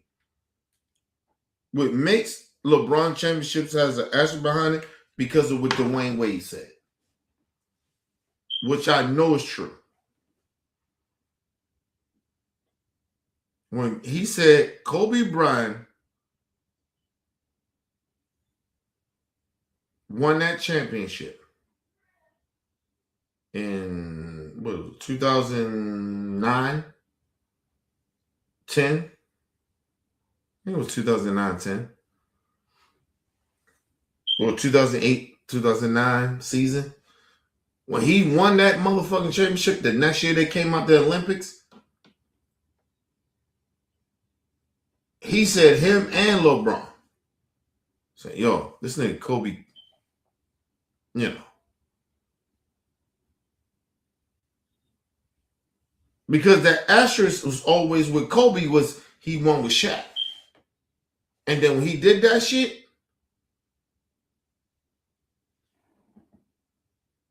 by himself with Paul Gasol, oh, them niggas like, oh, this nigga. But just think about it. Kobe didn't have a super team, but he did. And he went through the West and then beat the East. Their top team at that time. Right? These niggas was plotting on Kobe Bryant. Dwayne Wade, all of them. Yo, we gotta do something about this nigga Kobe. I need y'all to understand that. Listen, you gonna look it up what Dwayne Wade said. If you don't believe me, look it up. It's on YouTube. You think I'm lying? These niggas was plotting on Kobe Bryant, bro.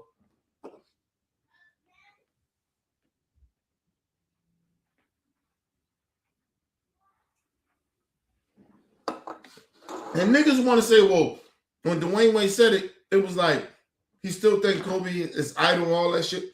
No, bro, they was hating on Kobe, bro.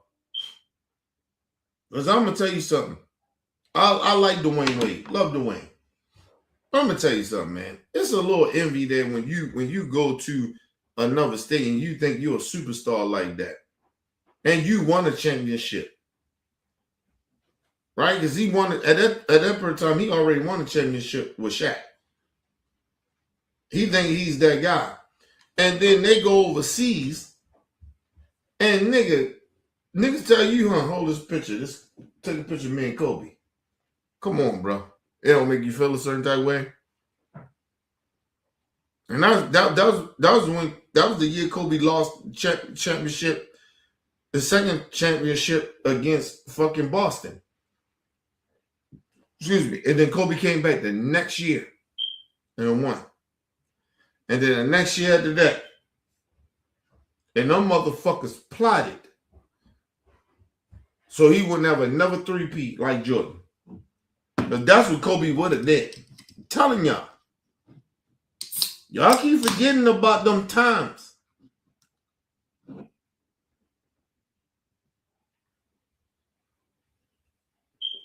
You gotta understand, at that time, and like I always tell y'all, even though Kobe Bryant was the best player in the league, imagine if not Kareem Abdul-Jabbar, imagine you got Larry Bird, I'm sorry, Isaiah Thomas. Hold on, no, go a little farther than that. The Dream. You got the Dream at the time. He was the top player at that time. Isaiah and David Robinson on the same team to go against Jordan and Pittman. All you got is Pittman. And you got to understand, nobody would ever say that Paul Gasol is on the same level as Pittman. So you got to just say he ain't even got Pittman. Let's say he got maybe Tony Kukoc.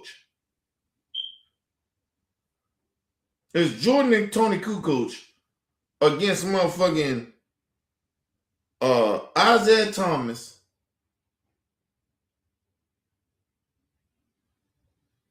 Hakeem the Dream, and who was and David Robinson.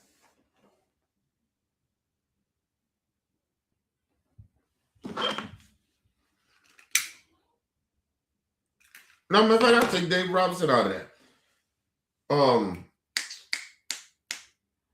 What's his name? Played for the Knicks, the center.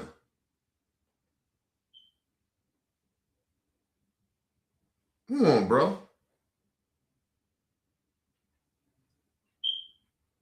Or just say Kai Dressler, Isaiah Thomas, and Hakeem the Dream on the same motherfucking team going against Jordan and Tony Kukoc. That's what they did to Kobe to stop him.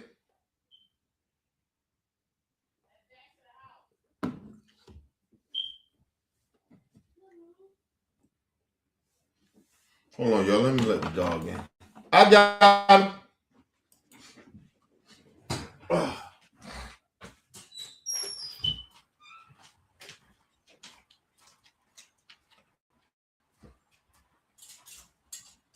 Come on, Jack.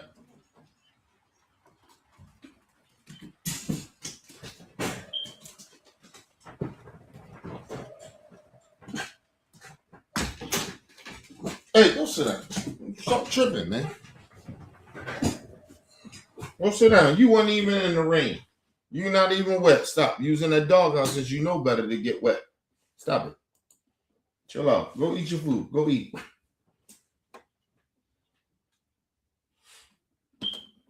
But just imagine that, though, y'all. And that's what they did to Kobe. These motherfuckers teamed up. Dwayne Wade, LeBron James, Chris Bosh. And mind you, they was trying to get Melo.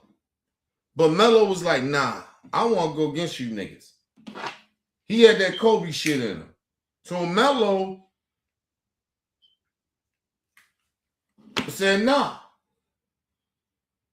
So they went to go get Chris Bosh. And then, mind you, they surrounded their team with decent players. Motherfuckers that a lot of them was starting on fucked up teams. Bad teams. Excuse me. Mike Miller, they was starting, bro. You talking about they had a super team.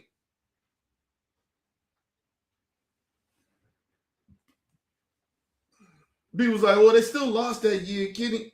It's because that's what happened when you create super teams.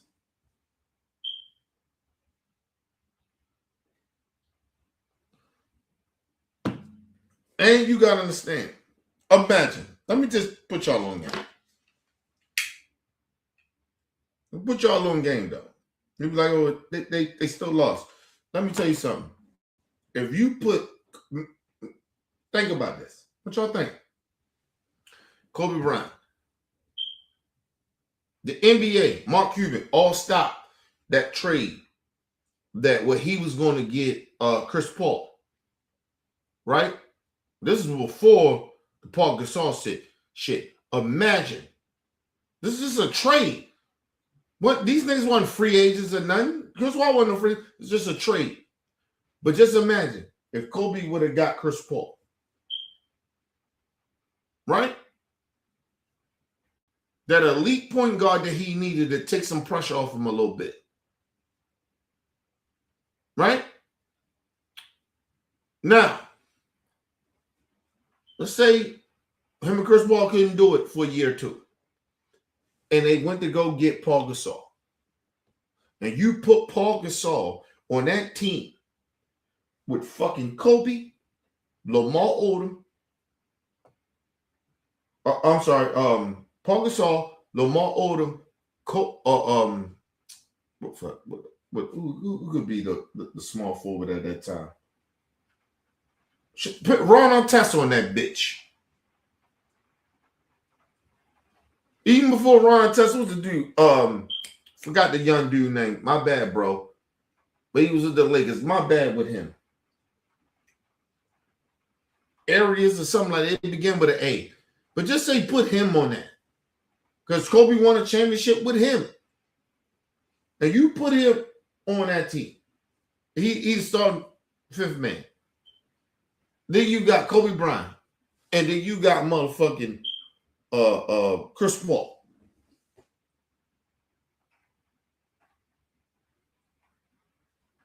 And you throw Dirk Fisher, and you hook that bench up, Sasha and all them, to and get that shit. Andrew Bynum, all of them. And you put all them niggas on the team. You telling me Kobe couldn't three-peat? Because there's only two niggas on that team that's Hall of Famers. Because Chris Paul gonna be a Hall of Famer. First ballot. Straight up. Paul Gasol is a Hall of Famer. And that's only because of Kobe. So you got two motherfuckers that's on this team that's Hall of Fame. You telling me that Kobe couldn't three-peat? About time listen, first of all, I genuinely believe about time they played Boston, they had Chris Paul and all that, they'd have three-peated. They'd have three-peated. Kobe would have three-peated it again. They'd have beat Boston. Chris Paul, Kobe Bryant, I forgot the small forward dude name. I'm sorry, bro. Begin with A. He was a decent player. He knocked down shots. He was that dude. Powerful. Lamar Odom. And fucking Paul Gasol? Are you kidding me? Or even if you put Paul Gasol at the 4 and put Andrew Bynum at the center. And Lamar Odom coming off the bench with that bench, Dirk Fisher, man, they'd have beat the shit out of the fucking Boston Celtics. They'd have three-peated. It wasn't nothing nobody can do. So I'm just trying to tell y'all, I just want y'all to understand what happened to Kobe. That nigga still two-peated. With Paul Gasol, imagine fucking Chris Paul on that team. Are you crazy? Y'all keep forgetting about Chris Paul was supposed to be a Laker. Mark Cuban in the league, maybe Mark Cuban and a whole bunch of hating ass things, stopped it.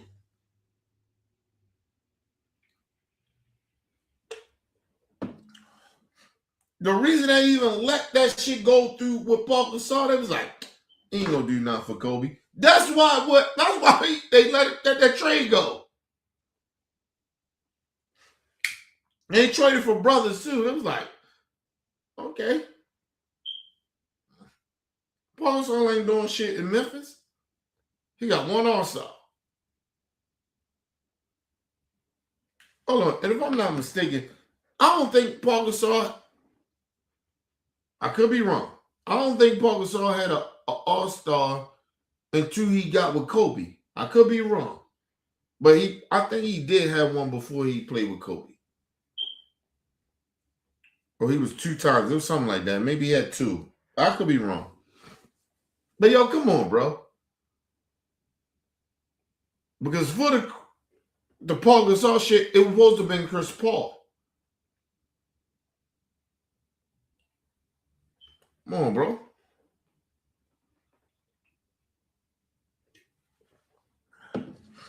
That's how dangerous Kobe Bryant was.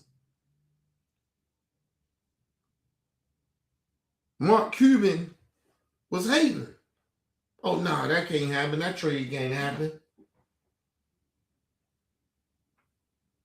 That trade can't happen like that. And Kobe's all that bitch by himself, bro. For years. For a couple of years, he at the shack. By himself. And they wouldn't let him get Chris Paul. Imagine if he got Chris Paul. They might have won a championship. Him and Chris Paul? And Chris Paul in his prime? Are you crazy? Shit, they might not even need Paul Gasol. They probably not even need Paul. Talking about Kobe? You're talking about Kobe is the top shooting guard of the league. Best player, one of the best players, is the best player of the league. They try just to go off the narrative, say one of the best players. They're like LeBron this and LeBron. Okay, cool. And you put motherfucking Chris Paul there, top 5 point guard at that time, top 5, and you put him with Kobe. Oh, nigga, they might have won a championship that year. You motherfuckers are stupid.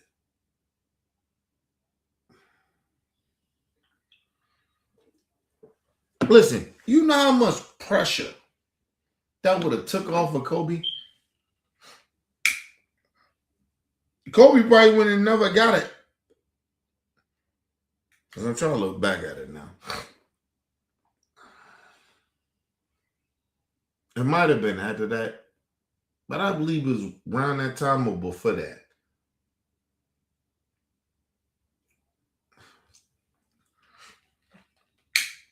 People keep forgetting Kobe was winning with bum-ass teams and he still made the playoffs in the West. Like, people keep forgetting that. That's how great Kobe was. By himself, he was carrying these niggas. But y'all motherfuckers, y'all need to do the history of Kobe, bro. Your motherfuckers talking about LeBron had all these bad teams he was doing over the East.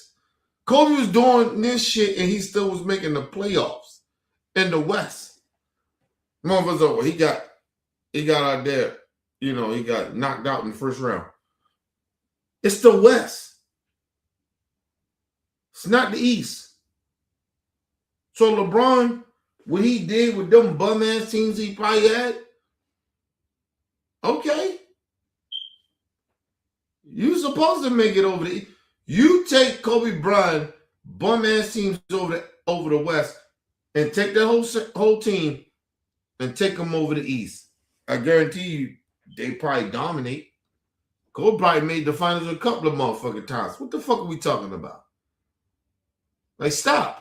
Stop pretending that the East was like that. Because y'all want to dick ride y'all king. Your king was playing in the West, a weak-ass Eastern Conference. It wasn't the West. That's why your king don't win over here in the West right now. He won that one time where we had a pandemic. Why ain't winning no more? Huh? Your king. Why he can't win? Had all the opportunities where nigga got Luke on his team. Them niggas ain't winning this year. Fuck you talking about? Like, come on, bro, stop. You put Luka. Even if put Kobe in his 38s. He's 38, 37. Matter of fact, you put Luka, who he is now, with Kobe, and that before he tore his Achilles. And he had Dwight Howard and all them on there. And, we all know Dwight Howard ain't like that. Steve Nash was old. And we know Dwight Howard had a back problem, whatever the fuck he had. But he didn't want to be in there in L.A. So fuck that goofy nigga. Right? But you trade them niggas and you put Luka on the same team with Kobe Bryant.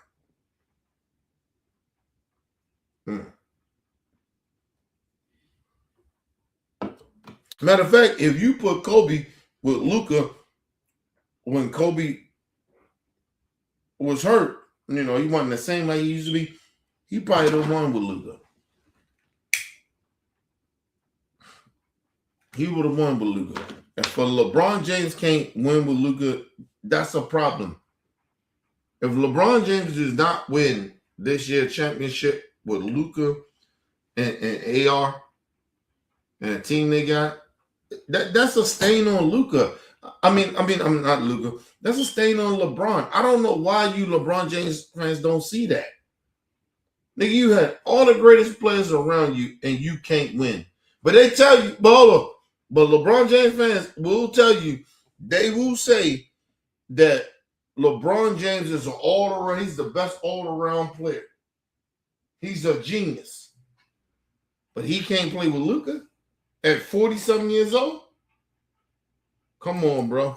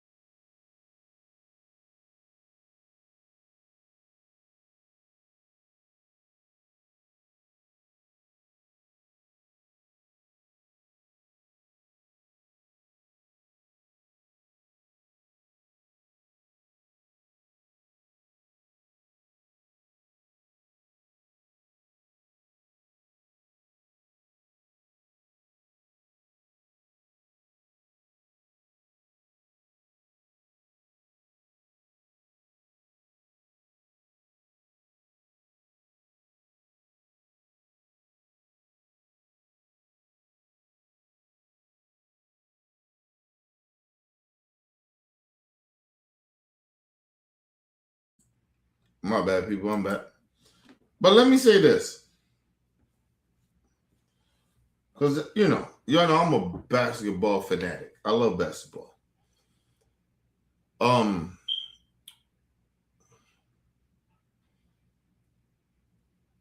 This is my prediction, right?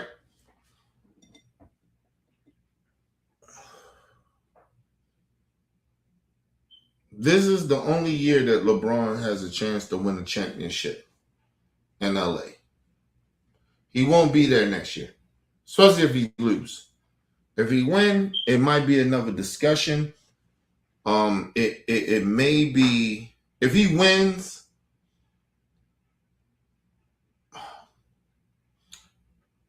it's a 50-50 chance that if he wins, it'd be a 50-50 chance. I think LA people don't really fuck with LeBron like that. But I just think that. Like, LA people don't fuck with LeBron. And like I said, you're talking about Laker fans like me, Kobe fans. We don't really fuck with LeBron like that. So it's a 50-50 chance that he won't be there. And the other part is it's about 50-50 chances. I'm just saying if he win a championship with Luka. Right? It's a 50-50 chance that the organization would just be like, all right, cool, you gone. We're not bringing you back. Right? But like I said, it might, and that 50-50 chance is how they treating LeBron now. Fans, Kobe Bryant fans, the organization. So that may, it's a 50-50 chance that he may come back or not. Even if they win a championship. So it's just a 50-50 thing. If they win a championship. Right? That's if they win a championship. I want y'all to understand something. If LeBron James,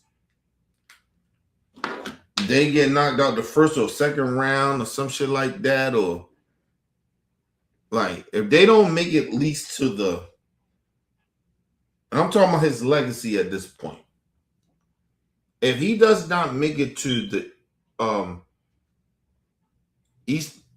the finals this year, I'm just gonna tell you, my honest opinion, I believe that LeBron James will, even his fans, or will start looking at him a certain type of way. And it will make him most likely retire in Cleveland. Because he's going to go back to Cleveland. Because if I'm LeBron, I'm going back to Cleveland or Miami. Right? If he want to still continue to play, he still think he got it in him, oh, nigga, you go to Miami. Because Bam is there. Bam is there.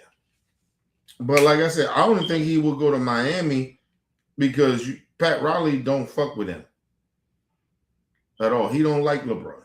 So, but if I'm LeBron, I'm calling Pat Riley and say, look, I got some fight in me.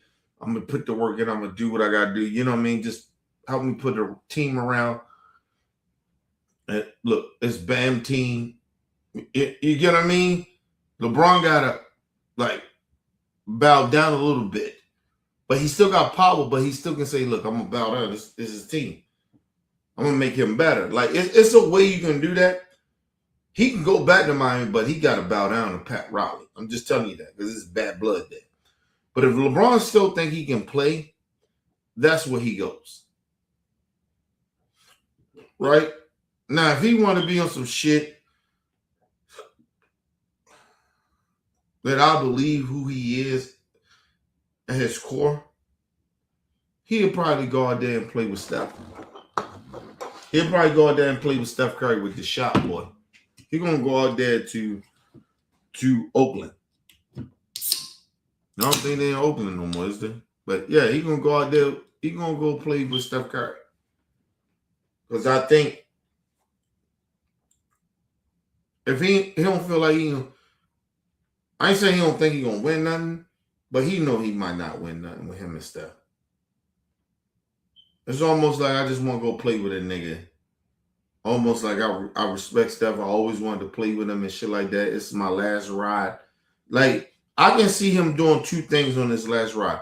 He can go play with Steph, do that last ride, see if he can win a championship. You know what I mean? But if not, I play with a nigga that I want to always play with. I get that with LeBron. I can get that. I actually probably respect that more. But him going back to Cleveland and retiring there, no. I ain't gonna like that. And if you Cleveland, get the fuck out of here. And I get you brought a championship there, but that championship is got an asterisk behind it because of Kyrie. If it wasn't for Kyrie, he ain't winning that.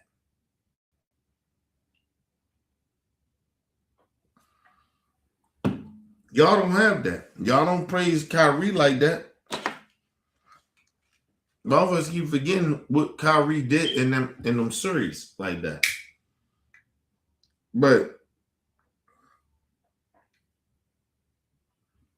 the only reason Kyrie even left Cleveland is because it was like, nigga, you came in, took all my shine away. And I don't think LeBron even understood that. Disrespect Kyrie, took all his shine. Like, yo, come on, bro. I was building some shit here. And you came in, and that's why Kyrie wanted to leave. You know. But anyway, I'm just saying. Telling y'all, real talk. If LeBron James do not win a championship with the Lakers this year, it's a wrap. I don't give a fuck how long they go in the playoffs.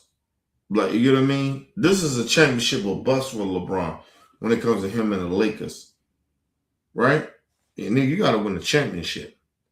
And that's even if he win one, it's still iffy. Right? But he have to win that so he can have some type of leverage.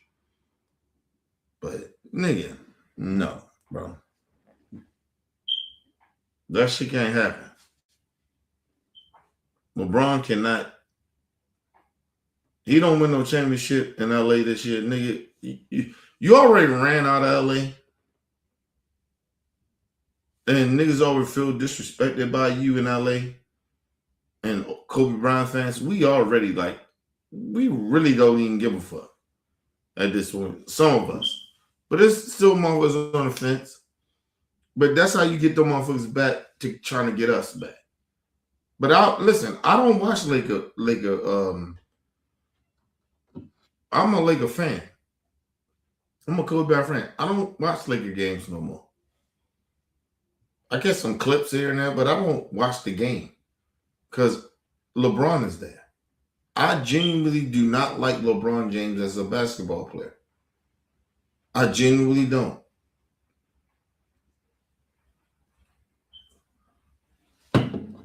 He's not great to me. I mean, I ain't saying great, but he's not a GOAT. You can't be in that GOAT status with me. The top five niggas is GOAT status. Anybody outside of that, it's not GOAT status. That's why you never hear Shaq talk about he a GOAT. Because he know he ain't top five. He know he's the most dominant basketball player we ever seen, but we know that nigga ain't work hard enough. He know it. Everybody know it. And it's the same thing with LeBron, nigga. We know you cut corners to even be in the position that you in. We know you stat packing. You stat packing off of talent. Not because you want to be great. You stat packing because you are talented. That's why when people talk about, oh, Kobe was selfish. LeBron James is selfish. All he do is stat pack. He ain't won shit. The accolades and all that shit, man, listen, if people want to break a lot of those accolades, they can. These young niggas right now can break LeBron James shit. How much y'all want back? It's like the Kobe shit. Remember I told y'all a while ago, I said, yo, somebody gonna break Kobe shit in this earth. Somebody will. These niggas ain't got no integrity. Nobody's playing hard. It's very easy to score now. So it was somebody that was going to break it. That's why I said I ain't mad at Bam. Like people like, I'm hating on Bam. I ain't no Bam, nigga. I'm hating on the motherfuckers that's pushing this narrative into this young man's mind that this shit is okay, that what he did. It's not. Morally, it's not. And if you cared about Kobe and you care about the game, you should have never done it. But I understand you get caught up in it, so I'm not mad at him. But at a certain point, nigga, if you knew Kobe and you respected the game, you wouldn't have. You'd have took yourself out the game. But you didn't. But I get it. It's the moment, bro. And he young, so I get it.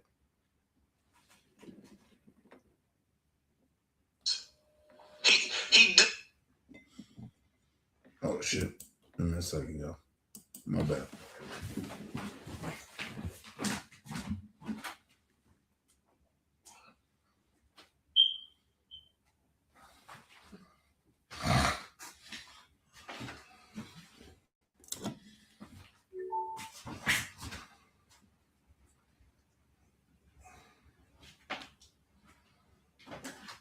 Menaced all of sports. He exposed what is wrong with the National Basketball Association, what's wrong with the whole play deal. I don't. You should celebrate. It was a great accomplishment. Last night, when this thing happened, I started calling the basketball people in my life just to check my sanity. I started texting them. Okay. I texted Willie Clark. Willie Clark's my best friend from high school. Willie Clark, hardcore NBA guy. Willie Clark's been an NBA junkie for 50 years. Embarrassed last night. Disgusted last night. Has on the NBA. Wow. Now, salute to Bam. Bam actually got Kobe as his favorite player. I think he's the best player of all time. Respect to Bam. Eric Spoelstra was supposed to take him out this game, though. That's why it comes off as unethical. You know, that's the only reason, because he's in the fourth quarter when he shouldn't have been. Because it's sportsmanship that everybody been watching. And that's why Jason Whitlock has that tone. It's not because he's a Kobe fan. It was just like the other night at the ESPYs, I heard Kobe tell Peyton Manning, look, I'm just getting used to trying to be nice. You've been a nice guy your whole career. That's who Kobe is. Do you see Michael Jordan running around trying to play nice with everybody right now? Everybody, it's starting. This guy your whole career. That's who Kobe is. Do you see Michael Jordan running around trying to play nice with everybody right now? Now listen, and let me say this. Even what Jason Whitlock just said, he said, even Kobe Bryant saying, I'm just trying to be nice and all this other shit. Michael Jordan was hated the way he was, but niggas used to hang out with Michael Jordan, right?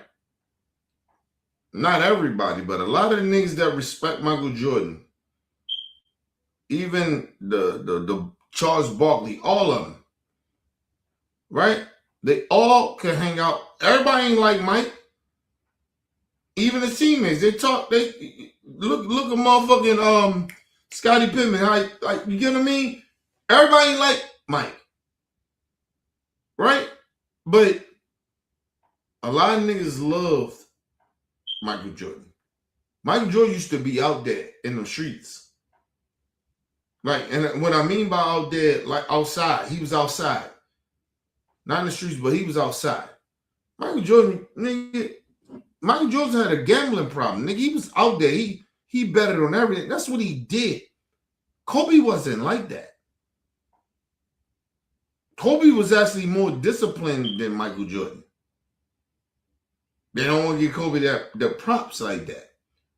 So when Kobe, Ayate, he said, nigga, Kobe picked me up from the airport. We hung out, had some dinner. Kobe asked him, hey, nigga, what you get ready to do? He said, oh, I'm getting ready to go to the club, Kobe. Kobe said, all right, well, I'm going to the gym. He said, at the time, I said, at the time, I ain't really get it. He said, but nigga, after a while, that's what made him great. That's what made him different. He was different. Michael would go hang out with these niggas, teammates, niggas he liked. He would do that.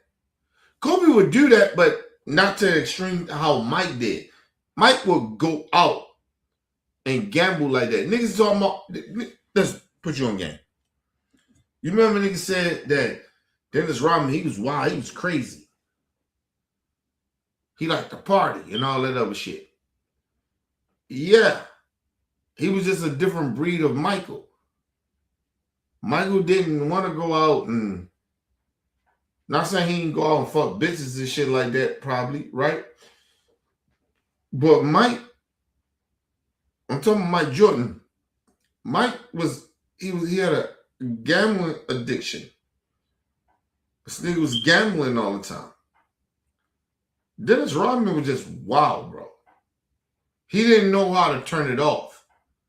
Mike knew how to turn it off. Right? When he had to do whatever he had to do it. But Mike was always gambling. Mike had a problem gambling, nigga. He had a gambling problem. But he knew how to control it in a certain type of way. You feel me? Kobe wasn't like that. Kobe addiction was basketball. That was the difference. So when people start talking all this shit, oh, Kobe didn't like people, they hated Kobe. Nigga, you hated Kobe because he didn't do the shit that you did. That's what it was. Kobe was Kobe, nigga. He wasn't Mike either. Because everybody trying to compare him, he wasn't Mike.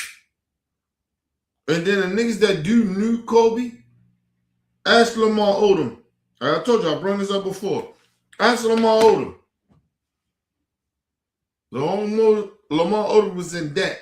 He cussed Lamar Odom out. He said, Kobe, I need some shit. I need something, man. I'm fucked up. What Kobe do?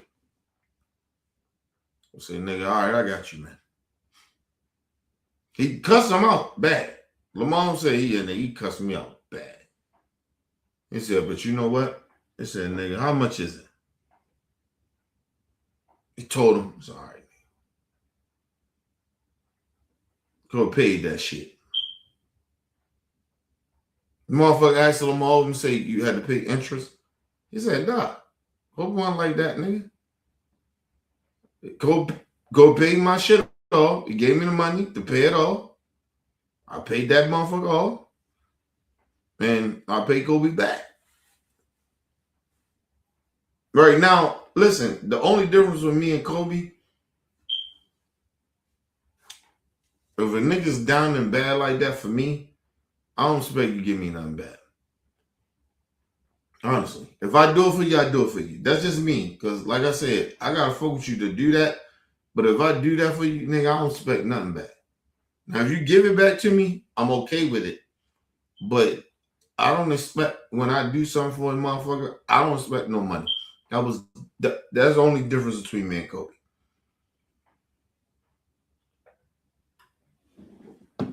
Because I just don't expect, if you down and out like that, nigga, I expect that you gonna be like that until you prove to me that you better. Now, if a motherfucker came back and gave me the money, that's something different. So I get how that situation is. You get what I mean? But no, I'm good. I don't need no money back from you. You know what I mean? A motherfucker asked me for some money, family member or friend or something like that I'm close to. They ask me money. I don't expect none of that money back. If I give it to you, I give it to you. If I got it, I got it. I give it to you. But yeah, I don't need the money back. Now, if you give it back to me, I expect that. But if I don't know you, like not saying I know you, but if I don't really fuck with you like that, but I kind of fuck with you like that, and then we do some shit, you be like, yo, I just need a loan or something like that, or blah, blah. And we do that, nigga, yeah, I expect that money back. But my whole shit is, I don't expect shit that people give me nothing back. I grew up in the hood, so I don't expect nobody give me shit back. If I give you some, I just feel like I don't give you shit because I think you're going to give it back to me. I just don't, because I come from the hood. So, this is how I think. But anyway, let's move on. He's not one of the Kobe fan bases that y'all are talking about. That's how you know y'all are off on this issue. And all I'm saying is, why you didn't have that same hostility when you got a phone call from LeBron team. I didn't see that same pushback. I didn't get that energy. You know what I'm saying? It's just like, come on, man. Now, because you're not gonna get that same pushback from LeBron James. Because LeBron James is still alive and he is rocking the industry. Like LeBron James is very powerful behind the scenes. Y'all don't really realize that shit, but he is. Kobe Bryant was Kobe, bro.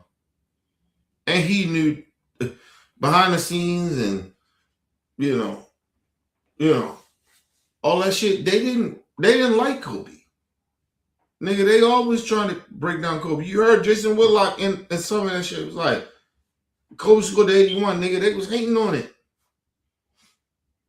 Because at that point, because you heard people start saying, hey nigga, he did some shit Mike ain't do. They didn't like that. So you gotta understand that. But Kobe never disrespect Mike. He would never ever do that. But LeBron will.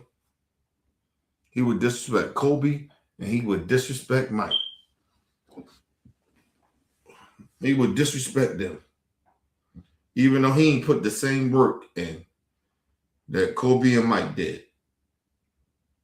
Overall, LeBron James has been behind the scenes shitting on Kobe and Mike to build himself up to be this dude that he is. That's why everybody's saying, oh, LeBron's the greatest. He broke these records. Get the fuck out of here, bro. Come on, man. Anyway, let's move on. Get to Colin Cowherd's podcast. He's talking to a young white journalist. Y'all know Colin. Colin keep him a young white dude that he bringing up through the forum system. You know, that's how Nick Wright got on through Colin. He keep him a young white guy and salute to him. That's what's up. That's what you're supposed to do. That's what's up. But he's talking to him on his podcast. Listen to what this white dude said. Now, this white guy also be on FS1 with Chris Broussard too. But let's listen to what he said. This is the volume. Sometimes. But listen, and I want black people to understand that. Put up with black people on. Yeah. You know the crazy shit about it? I don't want to get too deep in this, but I'm going to get deep on it. Right? I don't want to. I tried to get niggas from OBF to be the face of this shit. I wanted to play the background, nigga. I know I'm the face, but I want niggas to, other faces to come in, niggas to be like, oh, that's them, that's that. Niggas ain't want that. Niggas was scared of that. They ain't let me mentor them in that. They was like, you just put me in the space and shit like that. Nigga, you had, like, listen, think about the time I was in at the time. Right? For this, all this chat shit. Niggas just was leaving comments. This chat shit, the chat shit wasn't even really like that when I was trying to push niggas to do shit. It was just the chat that y'all see now, a lot of that shit was behind the scenes. You couldn't see it. Right? And now you see it. I'll put it up now. Right? I'll put a lot of these niggas up. Try to be better than me. Let y'all take the shit, but you can't do the shit to be fake though. And you gotta have my morals and principles of doing it. Right? Not saying you gotta do everything like me, but I'm just saying you gotta have some morals and principles about this shit. So I'll push niggas to try to do this shit. I wanted to be the behind the scenes, nigga. Honestly. Motherfuckers will tell you, Kenny push for everybody to have their own channel, to have their own push. I did that shit with the women, the men, whoever. I always try to do it. But I'll put it this way. A lot of motherfuckers were scared to be in my situation. We supposed to have been bigger than what we are.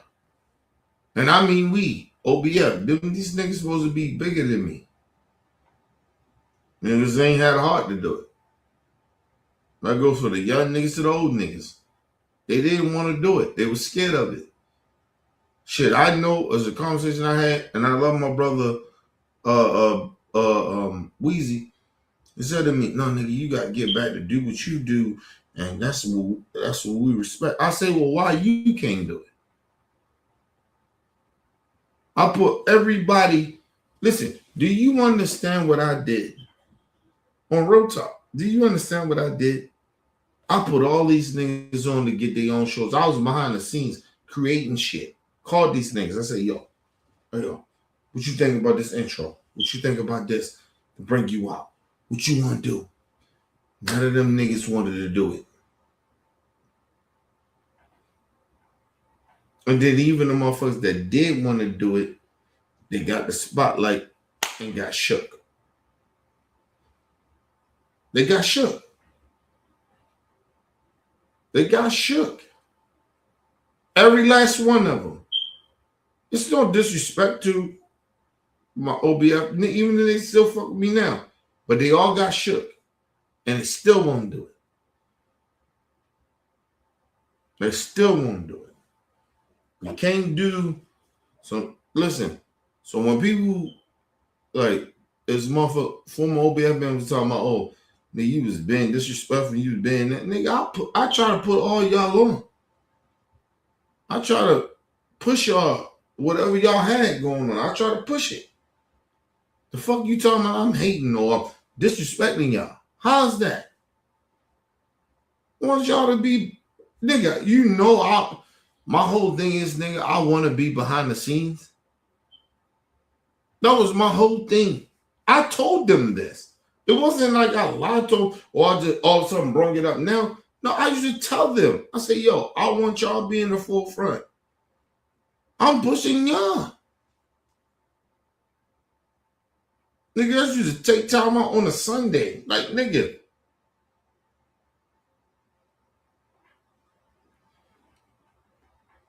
Push motherfuckers all the time. Take time out of my life, nigga. I made this was a part of my life to try to push them. We did shows. We want to do shows. Listen, I did this for niggas. So for all these goofy motherfuckers that ain't part of OBF no more, acting like, oh, I'm hating on y'all, I'm disrespecting y'all, or I did some disrespect for you, get the fuck out of here. Nigga, the fuck you talking about? You can't say I'm on that type of time. I never been on that type of time to hate on no nigga. Why the fuck would I hate on somebody? Why would, like, nigga, if we got a problem, let's fix it. I always was on that. That go for Shade. That go for everybody. They stopped fucking with me for whatever the reason they did. They got nothing to do with me, bro. So you don't see these motherfuckers, Shade and True and all these motherfuckers. These motherfuckers are frauds. Because some of the fact, I know I went out of my way trying to make this shit right. And that's why I got to the point where I don't give a fuck about that shit. Because I know I went out of my way to help them. I know I went out of my way not to be the center of attention. I wanted them to be some shit. I was creating shit behind the scenes to do some shit that, listen, we had the crackhead OG. He a crackhead. At the time, everybody didn't know it. But we all kind of knew it. OG is a crackhead. OG do crack.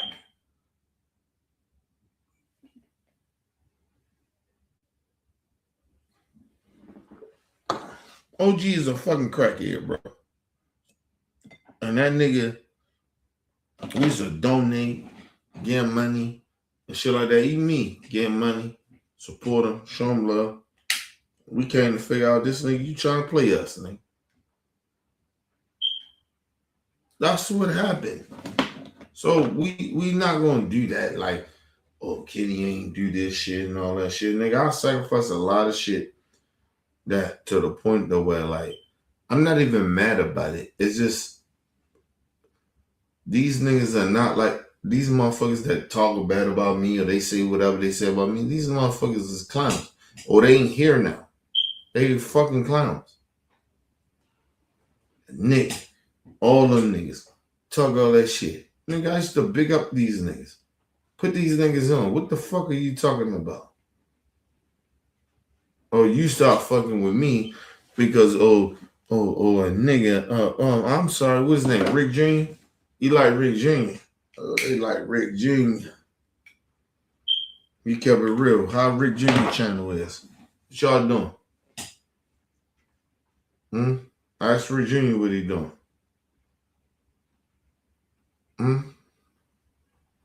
How he put you on? How everything good? Going with you? Y'all cool? Ask them niggas that. I mean, I don't keep up with the niggas. I don't know how they doing, but I'm just saying. Ask some niggas how they doing. All these niggas. Nigga, all of a sudden. Nigga, what the fuck you talking about? And this was before the drill shit. All that shit. Nigga, I used to put Chicago on the map. What are you talking about, bro? Like, these dudes are goofies.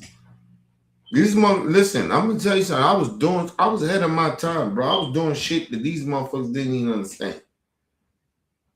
Motherfuckers pretending like I'm tripping on these niggas. I ain't never tripping on no nigga, man. Ask them niggas who I am.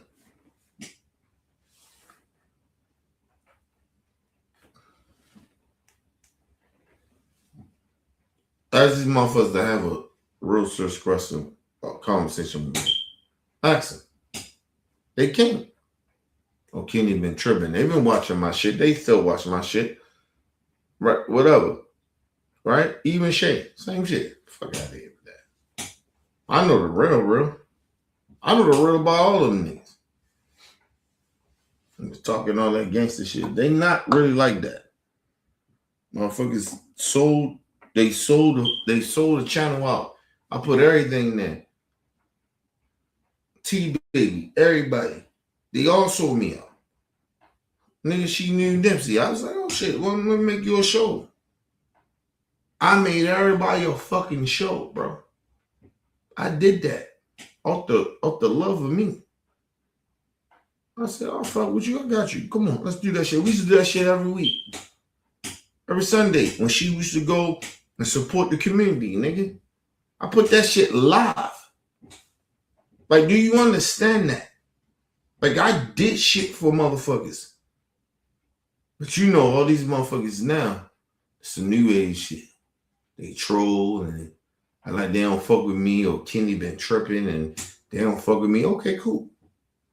My thing is, nigga, don't you ever in your motherfucking life ever speak about me ever. And you bet not. Because I will out you niggas. Because I know who all y'all was that left OBF. I know who all y'all are. All the shit that I sacrificed, that shit sacrificed even part of my marriage a little bit. But you motherfuckers try to pretend that somehow even that nigga true. Yo bitch ass nigga. Yeah, I call you a bitch ass nigga at this point. Nigga, who the fuck do you think you are, nigga? All the shit I sacrificed for you. All the fuck shit that you was doing.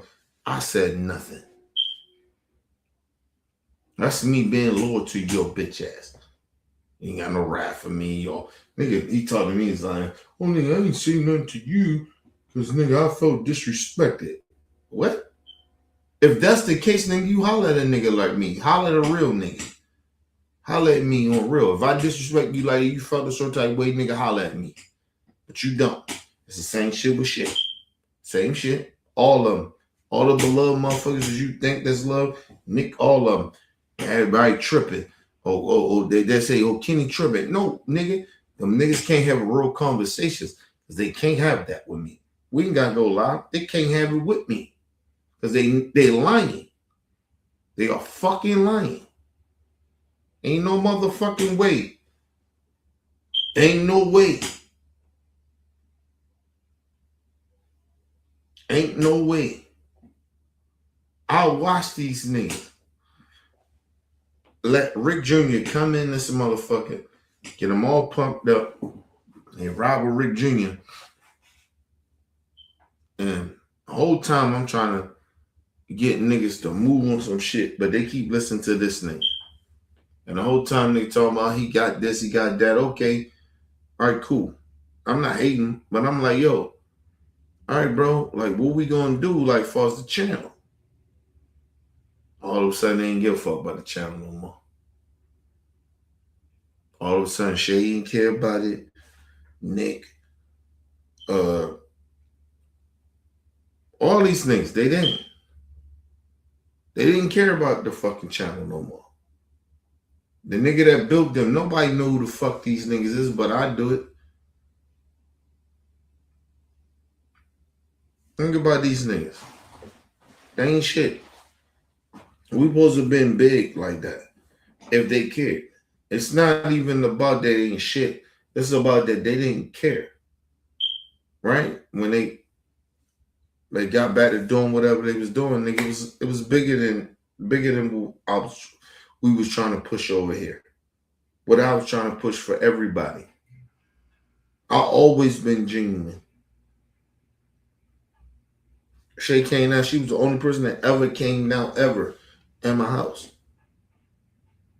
Shay's talking about, I talk bad about her. She was gonna get in some kind of shit. First of all, you try to make it seem like I'm not who I am. That's why you feel that way.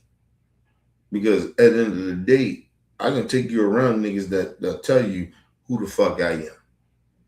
Not on no fake shit. I'm talking about I take you around real gangsters. So, no. Even to this day, I don't do it. I don't hang around a lot of them niggas, but if I call them niggas to this day, I'm good. I'm like, yo, I'm good, blah, blah, blah. I'm good. And Baltimore, nigga, I'm good. I don't know what the fuck she was talking about. And like I said, when she came in this motherfucking nigga, it was like they slept here, bro. I told her, I said, y'all can chill, yo. Wait till the morning, let the sleep. They didn't want to. So I fucked up too. I was wilding and shit like that. But usually it ain't my niggas, and I get it. She didn't know me like that. I get that. They didn't want to stay. I get that. But anybody that fuck with me, nigga, you know you cut on my shit. We fucked up. I'm fucked up. Cause I'm gonna get fucked up with you. Nigga, you ain't gotta leave till tomorrow. And you good here. Ain't nobody gonna do shit to you in my crib. Not nothing. Ain't nobody rolling up in nothing to me. And that ain't on no gangster shit. That's on some motherfucking shit that niggas, oh nigga, I don't play like that. I don't invite you to my shit, I ain't got you. If I don't think I got you, nigga, you can't come here. I'm part of Baltimore City, nigga. This is my city. I ain't never scared of nobody in my motherfucking city. But I ain't stupid to be acting like, oh, shit can't happen. Even. Oh, they was trying to kill you. It was almost like she was trying to say, like, oh, I was trying to get these niggas to kill her. The fuck you talking about, a robber or some shit like that? No, motherfucker. That's what I heard in the streets. So I had to make sure that shit don't happen. Listen, if you hear the word, I'm from Baltimore. You hear that word around the streets. Oh no, that shit can't happen. You hear that word around my city, because like I said, if you ain't from my city, you don't get it. But you hear that word, my motherfuckers trying to rob you, they was gonna do this and they was gonna, oh no, hold on, nigga. So I had to call some niggas, like, hold on, bro. Like, yo, they my peoples, yo, they good, they come down, blah, blah, blah. And then we all on the fucking internet, like I'm doing now, talking about when people coming down to the city, the times and everything. We live all the time. So they know all the information. Tell them motherfuckers, oh, Shay coming down this, blah, blah, blah, blah, blah. I'm telling every fucking thing. Right? We just having this conversation. I'm just, just blatantly coming out. And motherfuckers in my city that's on some bullshit, they on bullshit. So I'm like, yo, and niggas hit me like, yo, oh no, they on that, blah, blah, nigga. They're like, yo, they can't come down here, nigga. We gonna rob them that, blah, blah. Like, yo, no, nigga, you ain't. And mind you, it wasn't from the niggas, it was from my people. It was like, yo, niggas trying to do something to y'all. Like, nah, fuck out of here, yo, they my peoples. It's like, well, my people's like, yo, I just want to let you know what's going on. I'm like, nah, that shit ain't happening. I said, what the fuck is going on? So you started like doing the back channels or some shit, trying to figure out what the fuck was going on. And then after that, I'm like, yo, all right, listen. Because I really wanted shit to come down. That was the first time anybody came down to the city. And I love shit like that. Nigga, I ain't want no bullshit happen. So I'm like, all right. Like, yo. Telling my niggas, like, yo. That shit can't happen. And I'm like, yo. Who the motherfuckers? Like, blah, blah, blah. And so I holler at niggas and blah, blah, blah, blah. We do that. I'm good. Like, everything's good at that. So it wasn't like this big thing, like they try to make it like that. It was just some shit that my people hit me up with, and I knew about it, and I went back. I said, no, that shit can't happen. Blah, blah, blah. I tell niggas like, nah, that shit can't happen. And then I was like, all right, what you niggas want? Because these niggas was on some gold shit. They ain't give a fuck. So I was like, all right, yo, what you need? Had niggas up. With a cup. What you looking for, boo? iPad. Huh? iPad. Okay, you got it? Yes. Okay.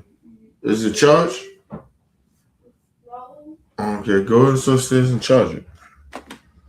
And I was like, yo, all right, well, it is what it is, yo. We gonna, like, real shit. Like,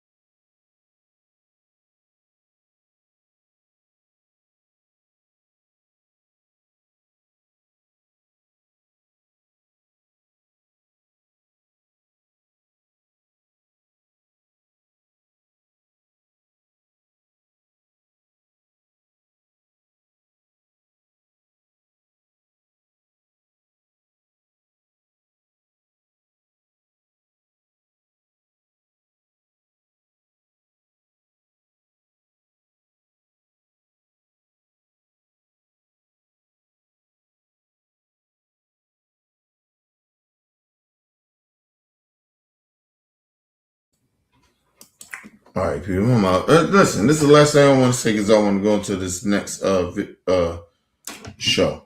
And we ain't gonna be long on that. Listen, let me get y'all to understand something.